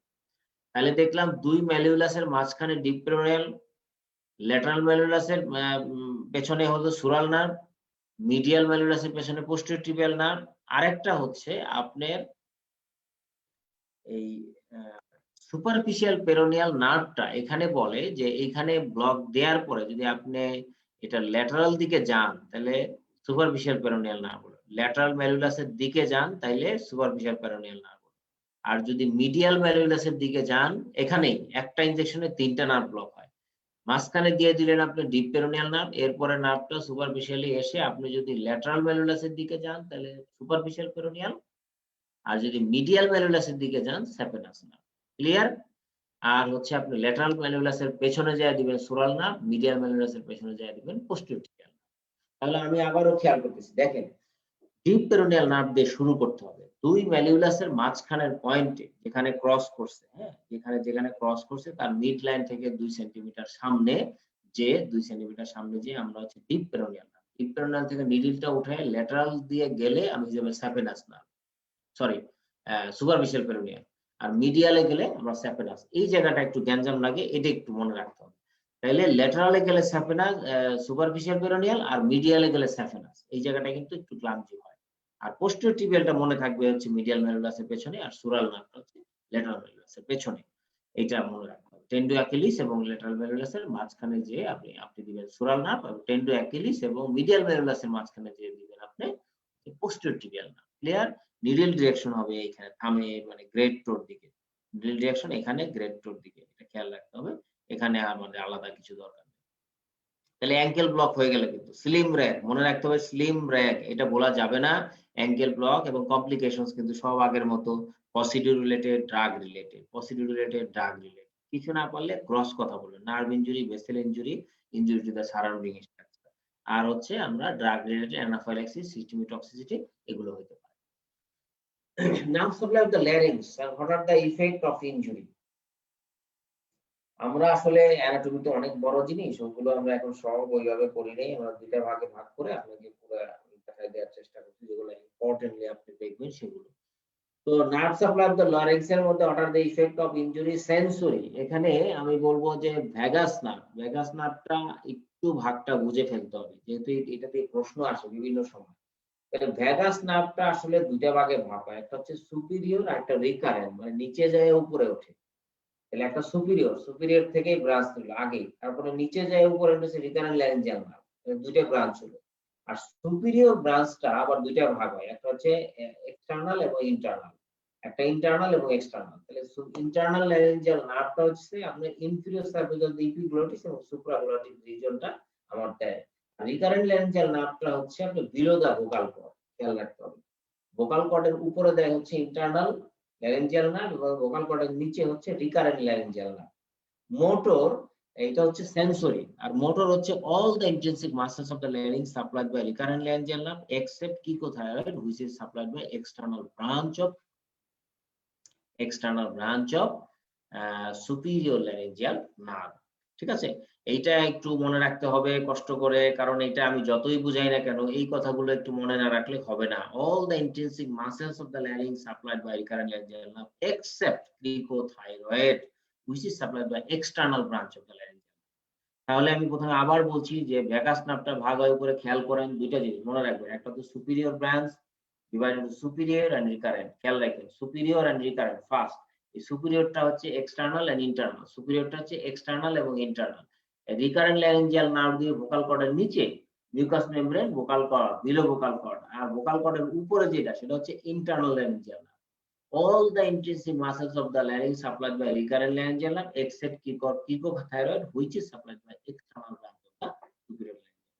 তাহলে আমরা দেখলাম এক্সটার্নাল ব্রাঞ্চটা দিচ্ছে শুধুমাত্র ক্রিকোথাইরয়েডের ক্ষেত্রে, এক্সটার্নাল ব্রাঞ্চটা দিচ্ছে শুধুমাত্র ক্রিকোথাইরয়েডের ক্ষেত্রে, আর বাকিগুলো কিন্তু আমরা দেখলাম যে ইন্টারনাল ল্যারিঞ্জিয়াল নার্ভ দিচ্ছে সুপ্রাগ্লটিক রিজিয়ন এবং গ্লটিকের উপরে, আর গ্লটিকের নিচে দিচ্ছে হচ্ছে আমার রিকারেন্ট ল্যারিঞ্জিয়াল নার্ভ। এইটুকু মনে রাখতে হবে। একটু কঠিন না কিন্তু একটু কেয়ারফুলি পড়তে হবে এই বেসিক জিনিসগুলো, এইটা না ছাড়া চলবে না। এটাতে কিন্তু ভুল হয় বেশি, এটাতে ম্যাক্সিমামই ভুল করেন, এই জন্যই বলছি এটা একবার অঙ্কের মতো নাম্বার, এই কয়টা কথা লিখলে আপনি ফুল মার্কস পেয়ে যাবেন। অর্থাৎ ইফেক্ট অফ ইনজুরি আমি বলি এখানে ইফেক্ট অফ ইনজুরি আমি লিখেছি, আরেকটা জায়গায় মনে হয় লিখেছি, এখানে দেখেন এটা নিয়ে বেশ কয়েকটা স্লাইড আছে। এই যে ছবি দেখাইছিলাম না, এই যে ভ্যাগাস নার্ভের মধ্যে একটা হচ্ছে সুপিরিয়র ল্যারিঞ্জিয়াল নার্ভ, হচ্ছে রিকারেন্ট ল্যারিঞ্জিয়াল নার্ভ। এই যে রিকারেন্ট, এখানে রিকারেন্ট হচ্ছে এইখান থেকে, এই যে রিকারেন্ট, হ্যাঁ রিকারেন্ট ল্যারিঞ্জিয়াল নার্ভ এখানে একবারে ভোকাল কর্ডের নিচে সব সাপ্লাই দিচ্ছে। সুপিরিয়র ল্যারিঞ্জিয়াল নার্ভ আবার দেখেন একটা হচ্ছে ইন্টারনাল, একটা এক্সটার্নাল। বোঝা কিন্তু কঠিন না, এই জন্য ছবিটা আমি দিয়েছি। এই যে সুপিরিয়র ল্যারিঞ্জিয়াল নার্ভটা ইন্টারনালটা চলে যাচ্ছে ভোকাল কর্ডের উপরে, ভেতরের অংশগুলো সাপ্লাই দিচ্ছে, আর এক্সটার্নালটা চলে যাচ্ছে অল দ্য মাসেলস এক্সেপ্ট ক্রিকোথাইরয়েড। খেয়াল করছেন? All the muscles recurrent laryngeal nerve, এই যে দেখেন অল দ্য মাসেল সব কিন্তু রিকারেন্ট ল্যারিঞ্জিয়াল নার্ভ দিয়ে আসতেছে except cricothyroid which is supplied by the, এই যে ক্রিকোথাইরয়েড সাপ্লাই দিচ্ছে এক্সটার্নাল ল্যারিঞ্জিয়াল নার্ভ অর্থাৎ ব্রাঞ্চ অফ দ্য সুপিরিয়র। এটা কিন্তু খুব সহজ হয়ে গেল, এটা আমার জন্য খুব কঠিন না। ঠিক আছে, এখানে এই কথাগুলোই লেখা আছে, ছবিগুলো দিচ্ছি আপনাদের দেখার জন্য। আচ্ছা, নার্ভ সাপ্লাই এখানে মনে রাখেন ল্যারিংস দিয়ে মনে রাখবো supplied by the 10th cranial nerve। 10th cranial nerve কি? Vagus nerve. তারপরে হচ্ছে vagus nerve larynx supplied by the vagus scar SCAR। মনে রাখার আরো সহজ সূত্র দিলাম। Superior laryngeal nerve cricothyroid muscle, and all the other muscle recurrent laryngeal, তাইলে আমরা দেখলাম ক্রিকোথাইরয়েড মাসেল, সুপিরিয়র ল্যারিঞ্জিয়াল নার্ভ, এটার কিন্তু এক্সটার্নাল ব্রাঞ্চ, খেয়াল রাখতে হবে এক্সটার্নাল ব্রাঞ্চ। তাইলে স্কার দিয়ে মনে রাখলে নার্ভ সাপ্লাইটা মনে রাখা সহজ। আর এখানে একই কথা লিখছে, আমরা আগে যে কথাগুলো লিখছি সেই কথাগুলো আমি বিভিন্ন ছবি দিয়ে এখানে বোঝানোর চেষ্টা করছি। এরপরে আসেন এখানে ইফেক্ট, ইনজুরি ইফেক্ট। ইনজুরির ক্ষেত্রে external branch of the superior মানে ল্যারেঞ্জিয়াল নার্ভ যদি হয়, তাহলে এখানে টেন্স অফ দ্য ভোকাল কর্ডটা তখন টেন্স থাকে, প্যারালাইসিস বা হর্সনেস হবে। যদি বাইলেটারাল হয় তাইলে আপনার হচ্ছে টেম্পোরারি হর্সনেস, আর যদি আপনার বাইলেটারাল হয় তাহলে পার্মানেন্ট হর্সনেস হবে। তাহলে কি হলো, effect of injury laryngeal external laryngeal nerve, যদি আপনার সুপিরিয়র ল্যারেঞ্জিয়াল নার্ভটা যদি প্যারালাইসিস হয় তাহলে হর্সনেস অফ ভয়েস হবে। যদি ইউনিল্যাটারাল হয় এটা হবে টেম্পোরারি, আর যদি বাইলেটারাল হয় তাহলে হবে permanent hoarseness. Recurrent laryngeal nerve যেহেতু সব মাসেল সাপ্লাই দেয়, খেয়াল রাখেন রিকারেন্ট নার্ভ যেহেতু রিকারেন্ট ল্যারেঞ্জিয়াল নার্ভ যেহেতু মাসেল সাপ্লাই দেয়, আমি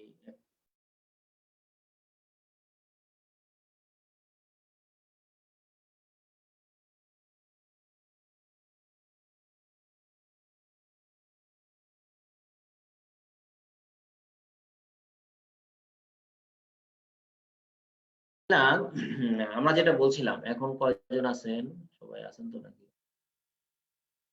আচ্ছা ঠিক আছে, ওকে ফাইন, থ্যাংক ইউ। তো একটু ইন্টারাপশন মাঝে মাঝে হচ্ছে, এতক্ষণ ফোন আসলে কি অনেক ফোন আসে, এগুলো একটু মানে কিছু ফোন না দিলে সমস্যা হয়ে যায়, তো এই জন্য ক্ষমা চেয়ে নিচ্ছি।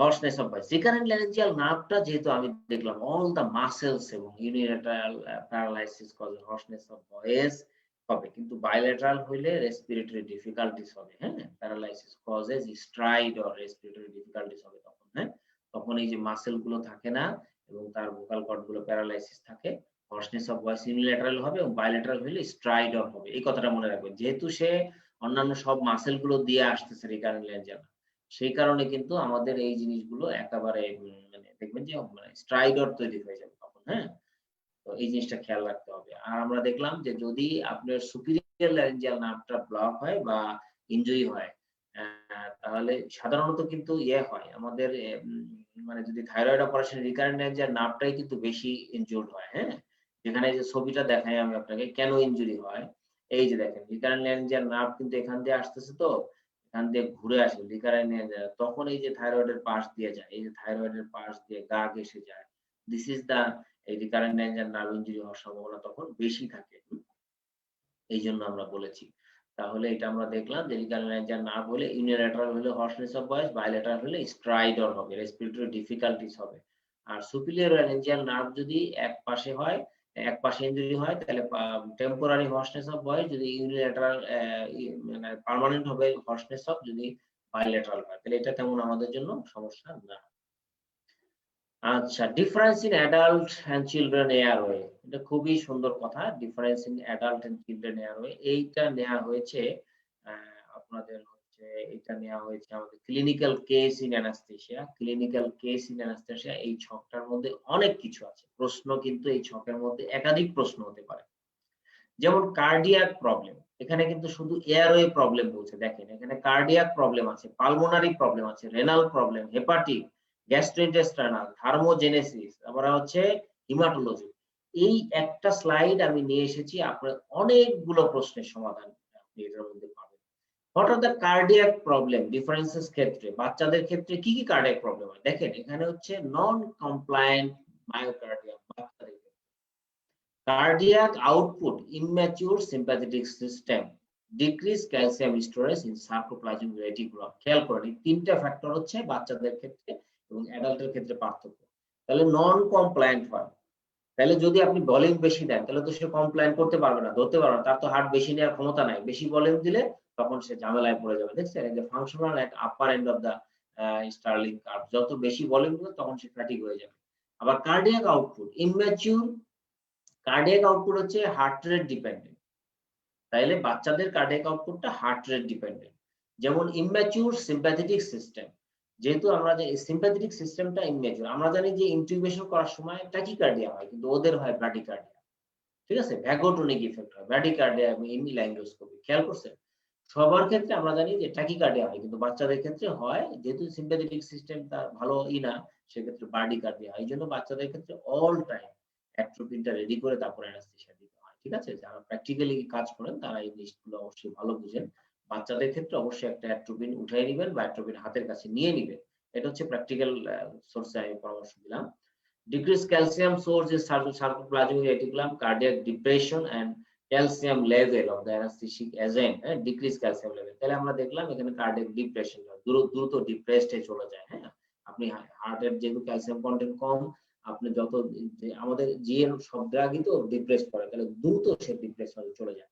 তাহলে আমি কার্ডিয়াক পার্থক্যটা বুঝলাম যে কি কি পার্থক্য আছে। ইম্যাচিউর সিম্প্যাথেটিক সিস্টেম মানে নন কমপ্লায়েন্ট মায়োকার্ডিয়াম এবং ডিক্রিজ ক্যালসিয়াম স্টোরেজ। ঠিক আছে, আর cardiac output heart rate dependent. এই কথাগুলো আমরা জানলাম। পালমোনারির ক্ষেত্রে কি হয় দেখেন, আমি এয়ারওয়েটা বলবো, এয়ারওয়েটা সহজ, এটা কঠিন কিছু না, কিন্তু এগুলো একটু জেনে রাখেন। পালমোনারিতে কিছু হয় decrease lung compliance, increase chest compliance. মানে সে বুকটা ফুলাতে পারবে, তার মানে সে যখন সজাগ থাকবে তখন ভালো, কিন্তু যখন সে ঘুমায় গেল, রিল্যাক্স হয়ে গেল, তখন কিন্তু খারাপ। কারণ তার লাং কমপ্লায়েন্স তো কম, আপনি তো তখন ভেন্টিলেশন দিয়ে তাকে রাখবেন, অথচ তার চেস্ট কমপ্লায়েন্স কিন্তু আরো কোলাপস হয়ে যাবে। চেস্ট কমপ্লায়েন্স তখন মানে তখন ওর তো সব কার্টিলেজ, তখন বড় হবে না, কারণ ওর তো নিজস্ব ক্ষমতা নাই, তখন ওই যে আপনি ভেন্টিলেশন দিয়ে তাকে রাখছেন। এই জন্য decrease lung compliance, increase chest compliance, increase closing volume. Closing volume increase হওয়া মানে যখনই আপনি টাইডাল ভলিউমটা কমে আসবে, যখনই আপনার ওর গ্যাস কম পাবে, বাতাস কম পাবে, তখন সে অনেক ক্লোজিং ভলিউমটা বেশি, ক্লোজিং কম ভলিউমটা বেশি। মনে করেন টাইডাল ভলিউম হচ্ছে 200 নিচ্ছে, আর ক্লোজিং ভলিউমটা মনে করেন যে 180। তাহলে যখনই টাইডাল ভলিউমটা কমে গেল, তখনই দেখা গেল যে ওই আস্তে আস্তে কিছু পেরিফেরাল অ্যালভিওলাই গুলো কোলাপস করা শুরু করে। ঠিক আছে, এই কথা বলছি যে small airway closure during normal tidal volume breathing. তাহলে টাইডাল ভলিউমের কাছাকাছি চলে আসে, ক্লোজিং ভলিউমটা কি এটা যদি আপনারা জিজ্ঞেস করেন, এটা আমি এখানে লিখি নেই। ক্লোজিং বলেছে it is the volume of the lung when the small airway collapse will start. When the below that level the small airway should be collapsed. এটি হচ্ছে বড় কথা, অ্যালভিওলার কোলাপস হওয়া শুরু করে, যে এটা হচ্ছে দ্যাট লেভেল অফ দা মানে অ্যালভিওলার গ্যাস, যেই লেভেলে কি হয় তার নিচে নামলেই অ্যালভিওলাই গুলো কোলাপস করা শুরু করে। তো এই জন্য এটা যদি বেশি হয়ে যায়, তাহলে কি হয়, আমার টাইডাল ভলিউমের ব্রিদিং এর ভিতরে কিন্তু অনেক এয়ারওয়েটা কোলাপস হয়ে যায়। দেখা যায় একটু মানে কম করলেই দেখা যায় অনেক এয়ারওয়ে কোলাপস করা শুরু করেছে। ইনক্রিজ মিনিট ভেন্টিলেশন, এই জন্য তার মিনিট ভেন্টিলেশনটা বেশি, রেসপিরেটরি রেট বেশি, তার minute ventilation. Increase oxygen consumption, ঠিক আছে, তাহলে অক্সিজেন কনজাম্পশনটা বেশি। ঠিক আছে, এটা খেয়াল রাখতে হবে। ইনক্রিজ এটা হচ্ছে ভেন্টিলেশন এনার্জি এফআরসি, এটা মনে থাকবে, এটা আমার দরকার নাই, র্যাপিড অক্সিজেন ডিসেশন দরকার নাই। আচ্ছা, decrease type one muscle fibre in diaphragm and intercostal muscle, তাহলে আর্লি রেসপিরেটরি ফ্যাটিক হয়। তাহলে কি বললাম, যে যদি আমাদের টাইপ 1 মাসেল ফাইবার ইন ডায়াফ্রামে এটা ডিক্রিজ থাকে, এটা ডিক্রিজ থাকলে কি হয়, ফ্যাটিক হয়ে যাবে দ্রুত। তাহলে আমি কয়েকটা জিনিস দেখলাম, একটা হচ্ছে বাচ্চাদের হচ্ছে decrease lung compliance, increase chest compliance, chest কমপ্লায়েন্সটা বেড়ে, কিন্তু যখনই আন্ডার করে ফেলবো তখন কিন্তু আমার এটা ঝামেলায় পড়বো, যে শুধুমাত্র লাং কমপ্লায়েন্স দিয়ে আমাকে চলতে হবে। আচ্ছা, তারপরে ইনক্রিজ ক্লোজিং ভলিউম, যে কারণে নরমাল টাইডাল ভলিউমে দেখা যায় কিছু এয়ারওয়ে অ্যালভিওলাই ক্লোজ হয়ে গেছে। ইনক্রিজ মিনিট ভেন্টিলেশন, যেহেতু রেসপিরেটরি রেট বেশি, এই কারণে minute ventilation. Increase oxygen consumption, যে কারণে দ্রুত ফ্যাটিক হয়। এই যে ইনক্রিজ অক্সিজেন কনজাম্পশন হচ্ছে rapid oxygen desaturation during apnoea and airway obstruction. কনজাম্পশনটা বেশি, তাহলে আপনি যদি কখনো যদি আপনি হাইপোক্সিয়া হয়, তাহলে দ্রুত সে ডিস্যাচুরেশন হয়ে যায়। হ্যাঁ, এটা খেয়াল রাখতে হবে। ইনক্রিজ অক্সিজেন কনজাম্পশন হয়ে গেল, তারপর আমরা বলছি decrease type 1 muscle fibre in diaphragm and intercostal muscle, তারপরে আর্লি রেসপিরেটরি ফ্যাটিক হয়ে যায়, যে কারণে আমরা বললাম। এয়ারওয়েটা এবার আসেন, এবার আপনার এয়ারওয়ে পার্থক্যটা অনেকবার আসছে পরীক্ষায়। এটা আমরা লার্জ অক্সিপুট, বড় অক্সিপুট থাকে বাচ্চাদের, neck flexion lead to airway obstruction. Large occiput হলে যখনই আপনি দেখবেন যে শোয়ে রাখছেন বালিশের উপর, আস্তে করে এয়ারওয়েটা ক্লোজ হয়ে গেছে, আপনি খেয়াল করেন না, এটা কিন্তু হয়ে যায় অনেক সময়। রিলেটিভলি লার্জ টাংটা লার্জ থাকে। কেফাল ল্যারিংসটা ফ্লপি থাকে, ল্যারিংসটা কেফাল থাকে বেশি। তারপরে হচ্ছে ফ্লপি ইপিগ্লটিসটা অনেক বড় থাকে, যে কারণে আপনি ওই যে বড় স্ট্রেট ল্যারিঙ্গোস্কোপ ব্লেড লাগে। এগুলো মিটিগেট করবেন কিভাবে? ভোকাল কর্ড স্ল্যান্টেড, মানে এটা থাকে কি ভোকাল কর্ডটা slanted tracheal tube hang up by the anterior commission. আচ্ছা, এখানে যেটা আমরা করব, লার্জ অক্সিপুটের ক্ষেত্রে আমরা যেটা করতে পারি, নেকের নিচে একটা ব্লক দিয়ে নিতে পারি। নেকের নিচে এই যে neck flexion lead to airway obstruction, সেখানে রোল দিতে হবে, রোল আন্ডার শোল্ডার, এটা দিলে এটা ক্লিয়ার হবে। রিলেটিভ লার্জ টাং ডিফিকাল্ট মাস ভেন্টিলেশন, এটা লার্জ টাং এর কারণে ডিফিকাল্ট মাস ভেন্টিলেশন হয়। কেফাল ল্যারিংস, কেফাল ল্যারিংস এর কারণে may need oral airway. Cephalad larynx এর কারণে কি হয়? Difficult visualisation of the vocal cord. Cephalad larynx, cephalad larynx এর কারণে আপনার হচ্ছে difficult visualisation of the vocal cord হয়, এটা খেয়াল রাখতে হবে। ফ্লপি এপিগ্লটিস, এটা আমরা আগেই বলেছি, স্ট্রেট ব্লেড ইউজ করতে হয় এই কারণে। তারপর হচ্ছে ভোকাল কর্ড স্ল্যান্টেড, স্ল্যান্টেড হচ্ছে এটা হলো tracheal tube hang up at the anterior commissure. Vocal cord slanted যদি অনেক সময় দেখা যায় কি ভোকাল কর্ডটা একটু স্ল্যান্টেড, মানে একটু মানে মনে হয় যে একটা ভোকাল কর্ডই আপনার ওই যে ইয়ে হয়ে আছে, মানে স্ল্যান্টেড মানে ভাগ করা আছে, তখন আপনি রংলি সেখানে যে ওই টিউবটা আপনি প্লেস করে চলে আসতে পারেন, ভুল করবেন, দেখা গেলো আসলে সে গ্লটিসটাই ক্রস করে নেয়, এরকম কিন্তু হতে পারে অনেক সময়। স্ল্যান্টেড থাকে, স্ল্যান্টেড থাকে, একটু ভাগ করা থাকে, ভাঁজের মতো মনে হয় যে ওটার মধ্যে দিয়ে ঢুকে যাচ্ছে, কিন্তু কেয়ারফুলি এটা না দিলে অনেক সময় কি হয় মানে অ্যান্টেরিয়র কমিশনের মধ্যে এটা আটকে থাকে, দেখা যাচ্ছে যে তখন স্যাচুরেশন আর উঠতেছে না, এই ঝামেলাগুলো হতে পারে। ঠিক আছে, এইখানটাতে খেয়াল রাখতে হবে। Cricoid cartilage narrowest portion of the airway, এটা খুবই ইম্পর্টেন্ট, খুবই important. Cricoid cartilage narrowest portion of the airway, এটা দিয়ে বোঝা যায় যে আপনার আমরা বাইরে থেকে যে ভোকাল কর্ডটা দেখছি, গ্লটিসটা দেখছি, টিউবটা তার থেকে ছোট সাইজের নিতে হবে।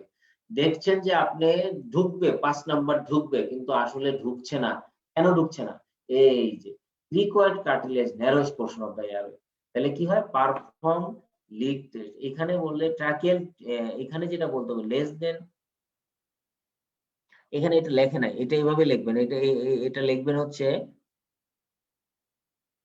Perform leak test by tracheal tube, perform leak test by tracheal tube, cricoid pressure narrowest, এটার কথাটার উত্তর হবে, এখানে আপনারা একটু নোট রাখতে পারেন সবাই, যে cricoid pressure cartilage the narrowest part, এটার জন্য বাচ্চাদের ক্ষেত্রে বাইরে থেকে যে ভোকাল কর্ডের ওপেনিংটা দেখা যায়, টিউবটা তার থেকে ছোট সাইজ নিতে হয়, তা না হলে টিউবটা যায় না।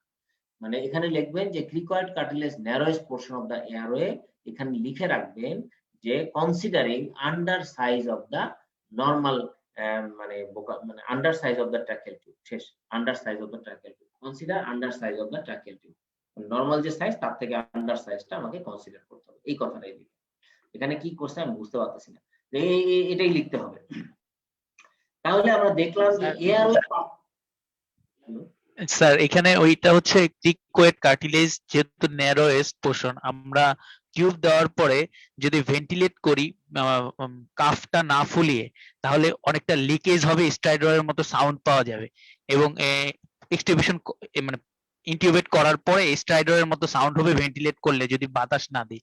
এটা মানে এটা যদি হয় তাহলে বুঝতে হবে যে হ্যাঁ আমার টিউব সাইজটা ঠিক আছে, টিউবের মাঝখান দিয়েও ফাঁকা আছে যেখান থেকে এয়ারটা লিক হচ্ছে। আর যদি এটা লিক না হয় বা স্ট্রাইডার টাইপের সাউন্ড না হয়, তাহলে বুঝতে হবে যে না আমার টিউব সাইজটা বড় হয়ে গেছে, এটা ঠিক বলছে আছে, হয়তো স্যার। এই কথাটাকে আমি সহজ করে দিলাম যে cricoid cartilage the narrowest part, এই কারণে আমি বুঝতে পারতেছি যে এরকমই কিছু বলছে, কিন্তু কথা হচ্ছে যে আমি এটাকে সহজ করে দিলাম, আপনাদের জন্য এটা সহজ করে দিলাম যে এটা হচ্ছে যখনই cricoid cartilage the narrowest part, মানে হচ্ছে আন্ডার সাইজ ট্রাকিয়াল টিউবটাকে আপনার কনসিডারেশন নিয়ে আসতে হবে, যেন আপনি যে সাইজটা বাইরে থেকে দেখছেন ওই সাইজটা ঢুকানোর সময় দেখা গেল যে আসলে ঢুকছে না, ওই নিচে যায় আটকে যাচ্ছে। এই কথাটা আপনি দেখেন, এই কথাটাই আছে এখানে, যে কথাটা আছে এই কথাটা অন্য জায়গায় এইভাবে ঘোরানো আছে, আমি এই জন্যই বলছি যে অন্য বইতে এই কথাটা এরকম সুন্দর করে বলা আছে, এখানে এই কথাটা অন্যভাবে বলছে, ঘুরে পেঁচায় বলছে, এই জন্য বলছি সহজ জিনিসটা ওইটা কনসিডারেশনে নিয়ে আসতে হবে, তাইলেই হবে। আচ্ছা, এরপরে রেনালের ক্ষেত্রে পার্থক্য, যেমন decrease GFR, decrease ability to মানে এক্সপ্রেশন, এগুলো আসবে না সাধারণত, এগুলো আমাদের আসে না। Decrease glycogen storage, decrease enzyme, এগুলো আমাদের খুব একটা লাগে না। গ্যাস্ট্রোইন্টেস্টাইনাল এটা লাগবে। ডিক্রিজ লোয়ার ইসোফেজিয়াল স্ফিংক্টার এবং গ্যাস্ট্রোইসোফেজিয়াল রিফ্লাক্স হয় এবং অ্যাসপিরেশনের চান্স কিন্তু বেশি, এজন্য বাচ্চাদের ফাস্টিং টাইমটা খুবই গুরুত্বপূর্ণ। Thermogenesis, non shivering thermogenesis increase the circulating norepinephrine. এটা খেয়াল রাখতে হবে যে নন শিভারিং থার্মোজেনেসিস এটা আমাদের এখানে এখানে কাজে লাগে। সার্কুলেটিং নরএপিনেফ্রিনটা বেড়ে থাকে এই জিনিসটার কারণে। তারপর আরেকটা জিনিস আছে হিমোগ্লোবিন এফ। হিমোগ্লোবিন এফটা ইনক্রিজ অ্যাফিনিটি অফ হিমোগ্লোবিন। তারপর insufficient delivery of the oxygen to tissue. তার মানে কি এটা হচ্ছে affinity of the haemoglobin, oxygen ধরে রাখার একটা অ্যাফিনিটি আছে হিমোগ্লোবিন এফ এর। তাইলে আপনি ওই টিস্যুতে অক্সিজেন কম যাচ্ছে এবং এটা লেফটে শিফট করতেছে, হিমোগ্লোবিন ডিসোসিয়েশন কার্ভটা লেফটে শিফট করতেছে, যে কারণে কিন্তু আপনি টিস্যু কম অক্সিজেন পাচ্ছেন। এইটাই হচ্ছে বড় কথা, আপনার অক্সিজেন লাগতেছে বেশি। This is the fact. তাহলে আমি অনেকগুলো পার্থক্য এখানে বললাম যে considering cardiac, pulmonary, airway, gastrointestinal, thermogenesis আর হিমাটোলজিক্যাল, এই কটা ভেরি ইম্পর্টেন্ট, এগুলো মনে রাখতে হবে এবং এগুলো কিন্তু আমাদের অনেক সময় এভাবে প্রশ্ন দিবে না, সেগমেন্টাল কোশ্চেন দিবে। সাধারণত এয়ারওয়ে কোশ্চেনটাই বেশি দেয়, কিন্তু আপনার এই জিনিসগুলো যখন মানে মনে থাকবে তখন আপনি অনেক কিছু লিখতে পারবেন। হ্যাঁ, বাচ্চাদের ক্ষেত্রে কি কি জিনিস, একটা বাচ্চার ক্ষেত্রে পেপার 3-তে যায় আপনার লাভ হবে যে বাচ্চার ক্ষেত্রে আপনি কি কি জিনিস খেয়াল রাখতে হবে। একটা বাচ্চার ইনকিউবেশন করতে গেছে, বাচ্চার কেস দিল, তখন আপনাকে অবশ্যই এই কথাটা বলতে হবে যে কনসিডারিং যে আমরা অ্যাট্রোপিন নিয়ে রাখবো, যেহেতু আপনার এটা মানে ব্র্যাডিকার্ডিয়াক মতো হতে পারে, যেহেতু ভ্যাগোলাইটিক ইফেক্ট আছে। আচ্ছা, আমরা ওই আলোচনায় যাচ্ছি না, তাহলে এটা শেষ করা কঠিন হয়ে যাবে, আমরা যেহেতু শেষ করে দিব ওই আলোচনায়। স্যার এটা কোন বইয়ের যেন ছকটা স্যার? এটা হচ্ছে ক্লিনিক্যাল কেস ইন অ্যানাস্থেসিয়া। হ্যাঁ, ক্লিনিক্যাল কেস ইন অ্যানাস্থেসিয়া, ঠিক আছে। এটা আপনাদের যদি সংগ্রহে না থাকে দরকার নাই, আর যদি পারেন নিয়ে নিন। এর মধ্যে বেশ কিছু জিনিস আছে ভালো, খুব বেশি ভালো আছে তা না, কিছু জিনিস আছে ভালো আমরা করেছিলাম। সার্কেল অফ উইলিস, এখানে আমি আর কিছুই বলবো না, এটা আঁকার জন্য এই ছবিটা, দেখার জন্য এই ছবিটা, আর কি কি সাপ্লাই দিচ্ছে এই এরিয়াটা, বাস। এছাড়া আর কিছুই নাই এখানে। দেখেন কমিউনিকেটিং, তারপরে internal carotid artery, middle cerebral artery, postal communicating, postal cerebral artery কিভাবে ফর্ম হচ্ছে, কিভাবে ছবিটা আঁকবেন এখানে আমি বলে দিয়েছি। এটা থেকে আপনারা দেখে এবং প্র্যাকটিস করে আর এটা আঁকা হিসেবে আসে পরীক্ষা। সার্কুলার ইম্পর্টেন্স কি? Circle of Willis, the importance হচ্ছে সেরিব্রাল ইনফ্রাকশন, ট্রানজায়েন্ট ইসকেমিক অ্যাটাক হতে পারে। সার্কেল অফ উইলিসে যদি কোনো সমস্যা হয়, ভাস্কুলার ম্যালফরমেশন, অ্যানিউরিজম হতে পারে, ইন্টারকেলিয়ার হিমোরেজ হয় অনেক সময় ব্লিডিং হলে, টিউমার অফ অ্যাডজাসেন্ট স্ট্রাকচার হতে পারে, সেক্ষেত্রে কম্প্রেসিভ ফিচার আসে, ইনফ্লামেটরি ডিজিজ অফ আর্টারিজ, এই জিনিসগুলো হতে পারে। এই জন্য সার্কেল অফ উইলিসের ইম্পর্টেন্ট। তার মানে ব্রেন একটা ভাইটাল স্ট্রাকচার, যাতে কোনো ক্রমে একটা জায়গা থেকে ঝামেলা হলে আরেকটা জায়গায় মিটিগেট করতে পারে, এই জিনিসগুলোর জন্য সার্কেল অফ উইলিসটা ইম্পর্টেন্ট। সেরিব্রাল ইনফ্রাকশন যাতে না হয়, transient ischaemic attack, vascular malformation হতে পারে, সেসব ক্ষেত্রে আপনার সাপ্লাইটা অ্যাডিকুয়েট থাকে, ইন্টারকেন্ডিয়াল হিমোরেজ হতে পারে, সেসব ক্ষেত্রে আপনি একটা জায়গা থেকে আরেকটা মিটিগেট করে। তারপর হচ্ছে টিউমার অ্যাডজাসেন্ট স্ট্রাকচার যদি থাকে, অনেক সময় এক জায়গা থেকে টিউমার হলে কমপ্রেসড হয়ে আরেক জায়গার ব্লাড ভেসেল দিয়ে মিটিগেট করে। ইনফ্লামেটরি ডিজিজ অনেক সময় থাকে, সেই সকল ক্ষেত্রেও কিন্তু এটা ইম্পর্টেন্স রয়ে গেছে। মাসেলস অফ রেসপিরেশন, এখানে পরীক্ষায় আসে, এখানে আমি ছবি দিয়ে দেখিয়ে দিয়েছি। Accessory respiratory muscle, primary respiratory muscle. Primary respiratory muscle হচ্ছে ডায়াফ্রাম এবং এক্সটার্নাল ইন্টারকোস্টাল মাসেল, ঠিক আছে। প্রাইমারি রেসপিরেটরি মাসেল হচ্ছে ডায়াফ্রাম আর হচ্ছে external intercostal muscle. Accessory respiratory muscle এর ক্ষেত্রে ইনহেলেশনের ক্ষেত্রে দেখেন, ইনহেলেশন এবং এক্সহেলেশন দুইটার ভাগ আছে। তাহলে প্রাইমারির মধ্যে আছে ইনহেলেশনের মধ্যে ডায়াফ্রাম এবং এক্সটার্নাল ইন্টারকোস্টাল মাসেল, আর অ্যাক্সেসরির মধ্যে ইনহেলেশনের মধ্যে sternocleidomastoid, scalenus muscle, pectoralis minor, serratus anterior muscle. এগুলো একটু মনে রাখতে হবে, এগুলো একটু মনে রাখতে হবে, পরীক্ষায় কিন্তু এগুলো আসে। যদি ছবি টবি দেখাই দিছে, তারপরে হচ্ছে muscle, internal intercostal muscle, transversus thoracis, external oblique muscle, rectus abdominis, internal oblique muscle. Good. তাহলে এইবার এগুলো আপনার মনে রাখতে হবে, এটা নিয়ে আমার মনে হয় নতুন করে বোঝানোর কিছু নেই, তবে খেয়াল রাখতে হবে দুইটা ভাগে ভাগ করতে হবে, একটা হচ্ছে প্রাইমারি আর একটা হচ্ছে অ্যাক্সেসরি, ঠিক আছে। প্রাইমারি রেসপিরেটরি মাসেল যেটা, তার মধ্যে ইনহেলেশনে ডায়াফ্রাম এবং এক্সটার্নাল ইন্টারকোস্টাল মাসেল, এক্সহেলেশনে অ্যাক্সেসরি রেসপিরেটরি মাসেলটা হচ্ছে মানে প্রাইমারিটা ওইটি, আর হচ্ছে আপনার অ্যাক্সেসরি রেসপিরেটরি মাসেল যেটা ইনহেলেশনে কিছু আছে, এক্সহেলেশনে কিছু আছে, এই জায়গাটা একটু। হ্যাঁ, আচ্ছা গুড। এরপরে আমরা চলে যাই ডায়াফ্রামের নার্ভ সাপ্লাই। এটা পরীক্ষায় আসে, পরীক্ষায় আসছে, আপনারা প্রশ্ন দেখেছেন। Motor supply, phrenic nerve, cervical 3, 4, 5, right and left phrenic nerve. এবং সেন্সরি নার্ভ হচ্ছে সেন্সরি নার্ভের ক্ষেত্রে দুটা ভাগ আছে। সেন্সরি নার্ভের ক্ষেত্রে the parietal pleura and peritoneum covered by central surface of the diaphragm and supplied by the phrenic nerve. Parietal portion এবং পেরিটোনিয়ামের পোর্শন সেন্ট্রাল টেন্ডন, সেন্ট্রাল যেটা সারফেস ডায়াফ্রাম ওইটা ফেনিক নার্ভ, আর পেরিফেরাল মানে ডায়াফ্রামের এই যে এখানে কিছুটা সেন্ট্রাল টেন্ডনে যে অংশগুলো থাকে সেটা সাপ্লাই দিচ্ছে হচ্ছে ফেনিক নার্ভ, আর পেরিফেরাল যে অংশ সেটা হচ্ছে লোয়ার 6 ইন্টারকোস্টাল নার্ভ। তাহলে আমরা সেন্সরি সাপ্লাই হচ্ছে প্যারাইটাল প্লুরা এবং পেরিটোনিয়াম সাপ্লাই বাই হচ্ছে ফেনিক নার্ভ, যেটা আমরা সেন্ট্রাল এরিয়াটাতে ফেনিক নার্ভ, আর পেরিফেরাল অংশ যেটা সেটা হচ্ছে লোয়ার 6 ইন্টারকোস্টাল নার্ভ, আর মোটরটা আমরা হচ্ছে ফেনিক নার্ভ, এটা আমরা জানি। এই তো সেন্ট্রাল দিয়ে তো মানে ফেনিক নার্ভ যায়, সেন্ট্রালের অংশে আপনার মোটর এবং সেন্সরি দুটেই এখানে কাজ করে। আর এরপরে আপনার এখানে সেন্সরি অংশটা পাশের যেগুলো পেরিফেরালিতে আপনার হচ্ছে লোয়ার 6 ইন্টারকোস্টাল নার্ভ, এটা মনে রাখবেন। যেগুলো ইন্টারকোস্টাল মাসেলের সাথে থাকে এগুলো ইন্টারকোস্টাল। ব্লাড সাপ্লাই, আমরা ব্লাড সাপ্লাইটা কঠিন কিছু না, মাসকুলোফেনিক এবং পেরিকার্ডিওফেনিক আর্টারিজ, সুপিরিয়র ফেনিক আর্টারিজ, ইনফেরিয়রলি হচ্ছে ইনফেরিয়র ফেনিক আর্টারিজ, সহজ কথা, ইনারভেশন ফেনিক নার্ভ, আর কিছু নাই এখানে, সহজ, এটা কঠিন কিছু না।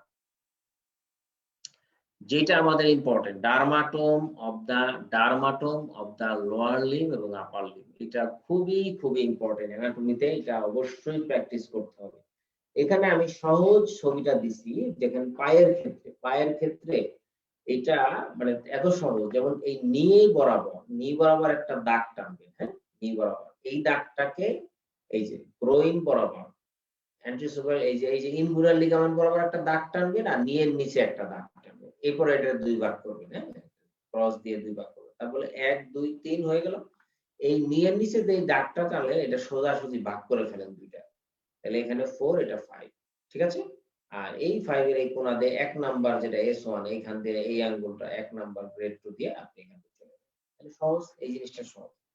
এরপরে দেখেন এই যে উল্টা দিকে এটা ছিল আপনার সামনের দিকে ফ্রন্ট টাইম, এটা হচ্ছে ব্যাকওয়ার্ডের মধ্যে এখানে সুন্দর করে এখানে একটা ডি আঁকেন, ডি এর উপরে 3টা ডি আঁকেন, 3টা ডি, একটা ডি, দুইটা ডি, 3টা ডি, স্যাক্রাল 4 3 4 5, এটা হচ্ছে কি স্যাক্রাল 3 4 5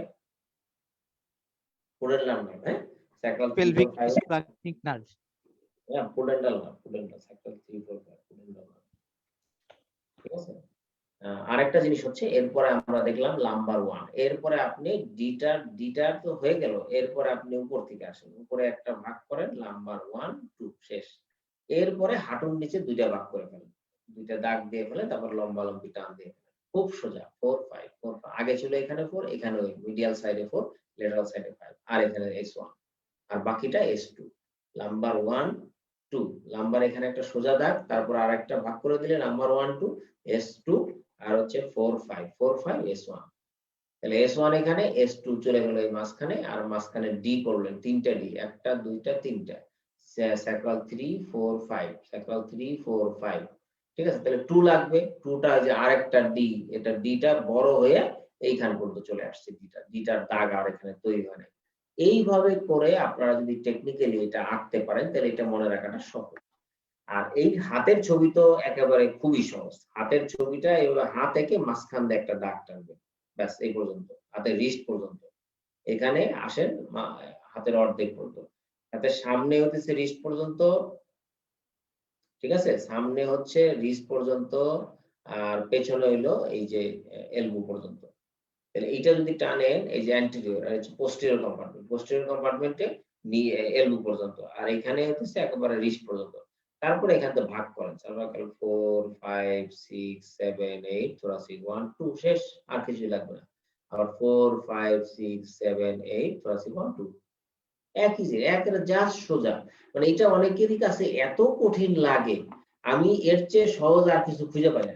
হাতে হলো, সামনে হলো, এখানে রিস্ট পর্যন্ত একটা দাগ টানবেন মাঝখানে, এখানে তারপরে ভাগ করে দেন, এর বাম পাশ থেকে শুরু করেন, ল্যাটারাল মিডিয়াল 4 5 6 7 8, থোরাসিক 1 2 শেষ। আবার এখান থেকে দাগ করে এই যে পোস্টেরিয়র কম্পার্টমেন্টে এলবো পর্যন্ত, এলবি পর্যন্ত এখানে চলে যান, এরপরে 4 5 6 7 8 ক্লাসিক 1 খুবই সোজা। এই জন্যই আমি এই ছবিটা দিয়ে দিছি, আর এই দুইটা ছবি, এই ছবিটা তো মারাত্মক সহজ ডার্মাটোম আঁকার জন্য, এবং এইগুলো একটু প্র্যাকটিস করাই লাগে, পরীক্ষায় কিন্তু আসে। এখানে আমাদের নিউরোমাসকুলার জাংশনের ছবি আসে অনেক সময়, এই ছবিটা আপনারা আঁকতে পারেন। এখানে নিউরোমাসকুলার জাংশন, এখানে নার্ভ টার্মিনাল, এখানে যে অ্যাসিটাইলকোলিন রিলিজ হচ্ছে, এখানে রিসেপ্টর। মূলত আপনাকে যেটা দেখাতে হবে এই ছবিটাতে, আপনারা ওই ছবির স্ট্রাকচার কি আঁকলেন সেটা বিষয় না, কিন্তু আপনাকে দেখাতে হবে অ্যাসিটাইলকোলিন আসে, এখানে সোডিয়াম চ্যানেল আছে, সোডিয়াম চ্যানেল এখানে মানে এই সোডিয়াম চ্যানেলের একটা ভূমিকা আছে, এখানে ক্যালসিয়াম একটা ফ্যাক্টর কাজ করে, এখানে অ্যাসিটাইলকোলিন। এই কয়েকটা জিনিস দেখাতে হবে মূলত আসলে আমাদের এই নিউরোমাসকুলার জাংশন। এখন ছবি আসে নিউরোমাসকুলার জাংশন, ড্রয়িং লেভেল দা নিউরোমাসকুলার জাংশন, এটা ফিজিওলজিক্যালের মধ্যে পড়ে গেছে, তারপর আমরা এখানে বলে রাখলাম। হ্যাঁ, ভোকাল কর্ডের যে মানে ফেসিংটা, এটা অনেক সময় ছবিতে আসে, মানে cross section of the vocal cord, এটা আসে। দেন এই জিনিসগুলো, এই যে এখানে ভেন্ট্রিকুলার ফোল্ড আছে, ভোকাল কর্ডটা, তারপর ট্রাকিয়া দেখা যাচ্ছে, এই ছবিটা আপনারা প্র্যাকটিস করতে পারেন, এই পরীক্ষা অনেক সময় আসে। এইখানে আমি কয়েকটা ছবি দিছি ফার্স্ট থোরাসিক ভার্টিব্রার ক্ষেত্রে, একটা ক্রস সেকশন বডিতে কি কি জিনিস পাওয়া যায়, এইটা দিয়ে রাখছি। যদি কঠিন প্রশ্ন হয় তাহলে এটা আসতে পারে, কঠিন প্রশ্ন হলে আসতে পারে। তারপরে হচ্ছে যদি আপনার এখানে আসে ম্যানুব্রিয়াম স্টার্নি, এই লেভেলে যদি আপনি সেকশন করেন তাহলে এই জিনিসগুলো পাওয়া যেতে পারে। এখানে আমি এটা নিয়ে বুঝাবো না, যদি কঠিন প্রশ্ন আসে তাহলে এটা, এছাড়া কিন্তু সহজে এই জিনিসগুলো এতটা আসে না, ঠিক আছে? ক্রস সেকশন গুলো এতটা আসে না, সারা জিজ্ঞেস করেন এত কিছু। এখানে ভেনাস ড্রেনেজ, এখানে আমি আর তেমন কিছু দেখিনি, ভেনাস ড্রেনেজ খুব একটা আসে না।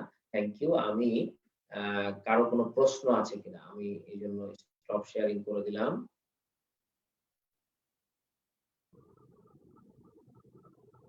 প্রশ্ন, কারো কোনো প্রশ্ন? Open, floor open. আপনাদের প্রশ্ন, সরাসরি প্রশ্ন থাকলে অ্যানাটমি রিলেটেড আসতে পারে। আমি যতবার বিভিন্ন জায়গায় প্রশ্ন আসছে সবগুলো এখানে ইনক্লুড করার চেষ্টা করেছি। তারপরেও যে কিছু ভাব থাকবে না, নাও হতে পারে দু একটা জিনিস, তারপর আমি পেলে আমি আমার গ্রুপে আপলোড করে দিব, ঠিক আছে? গ্রুপে আপলোড করে দিব। আর আমি একটা স্যার আমাদের কি বলেন। স্যার আমাদেরকে কি ফাইলটা দেওয়া হবে না স্যার? অবশ্যই দেওয়া হবে, এটা গ্রুপে আপলোড দিয়ে দেওয়া হবে, ওখান থেকে ডাউনলোড করে নেবেন, ডাউনলোড করে নিজেরা প্রিন্ট দিয়ে নেবেন। কারণ হচ্ছে এইটার জন্য তো দূরে থেকে আসার কোনো দরকার নাই, আপনি ওইখান থেকে প্রিন্ট দিয়ে নেবেন। তবে প্রিন্ট দিয়ে নেবেন, প্রিন্ট দিলে পড়াটা ভালো হয়, ঠিক আছে? আর হচ্ছে কি, ওই যে মোবাইলে রাখবেন, যখনই কোনো কাজ করবেন, কেস করতেছেন বা দেখতেছেন, আপনি ফাঁকে ফাঁকে দেখেন, বারবার চোখে বাসাইলে মনে থাকবে ভালো। হ্যাঁ, অন্তত কমন জিনিসটা মনে থাকলো, আনকমন জিনিসটা আপনি পারেন আর না পারেন, ডিপ্লোমার ক্ষেত্রে আমি যেটা বলি, কমন জিনিসে ভুল করেন না। আপনি আনকমন জিনিসটা না পারলেও স্যাররা কিন্তু অত বেশি জোরালো করে দেখে না, কিন্তু কমন জিনিসটা আপনি যদি না ভালো করে লেখেন, আপনাকে নাম্বার দিবে কোত্থেকে? ভাইয়া এটা কি পিডিএফ ফরম্যাটে দেওয়া হবে প্রিন্ট করার জন্য? হ্যাঁ, আপনি পুরো পাওয়ার পয়েন্ট আকারে পাবেন, কোনো সমস্যা নেই। পাওয়ার পয়েন্ট আকারে।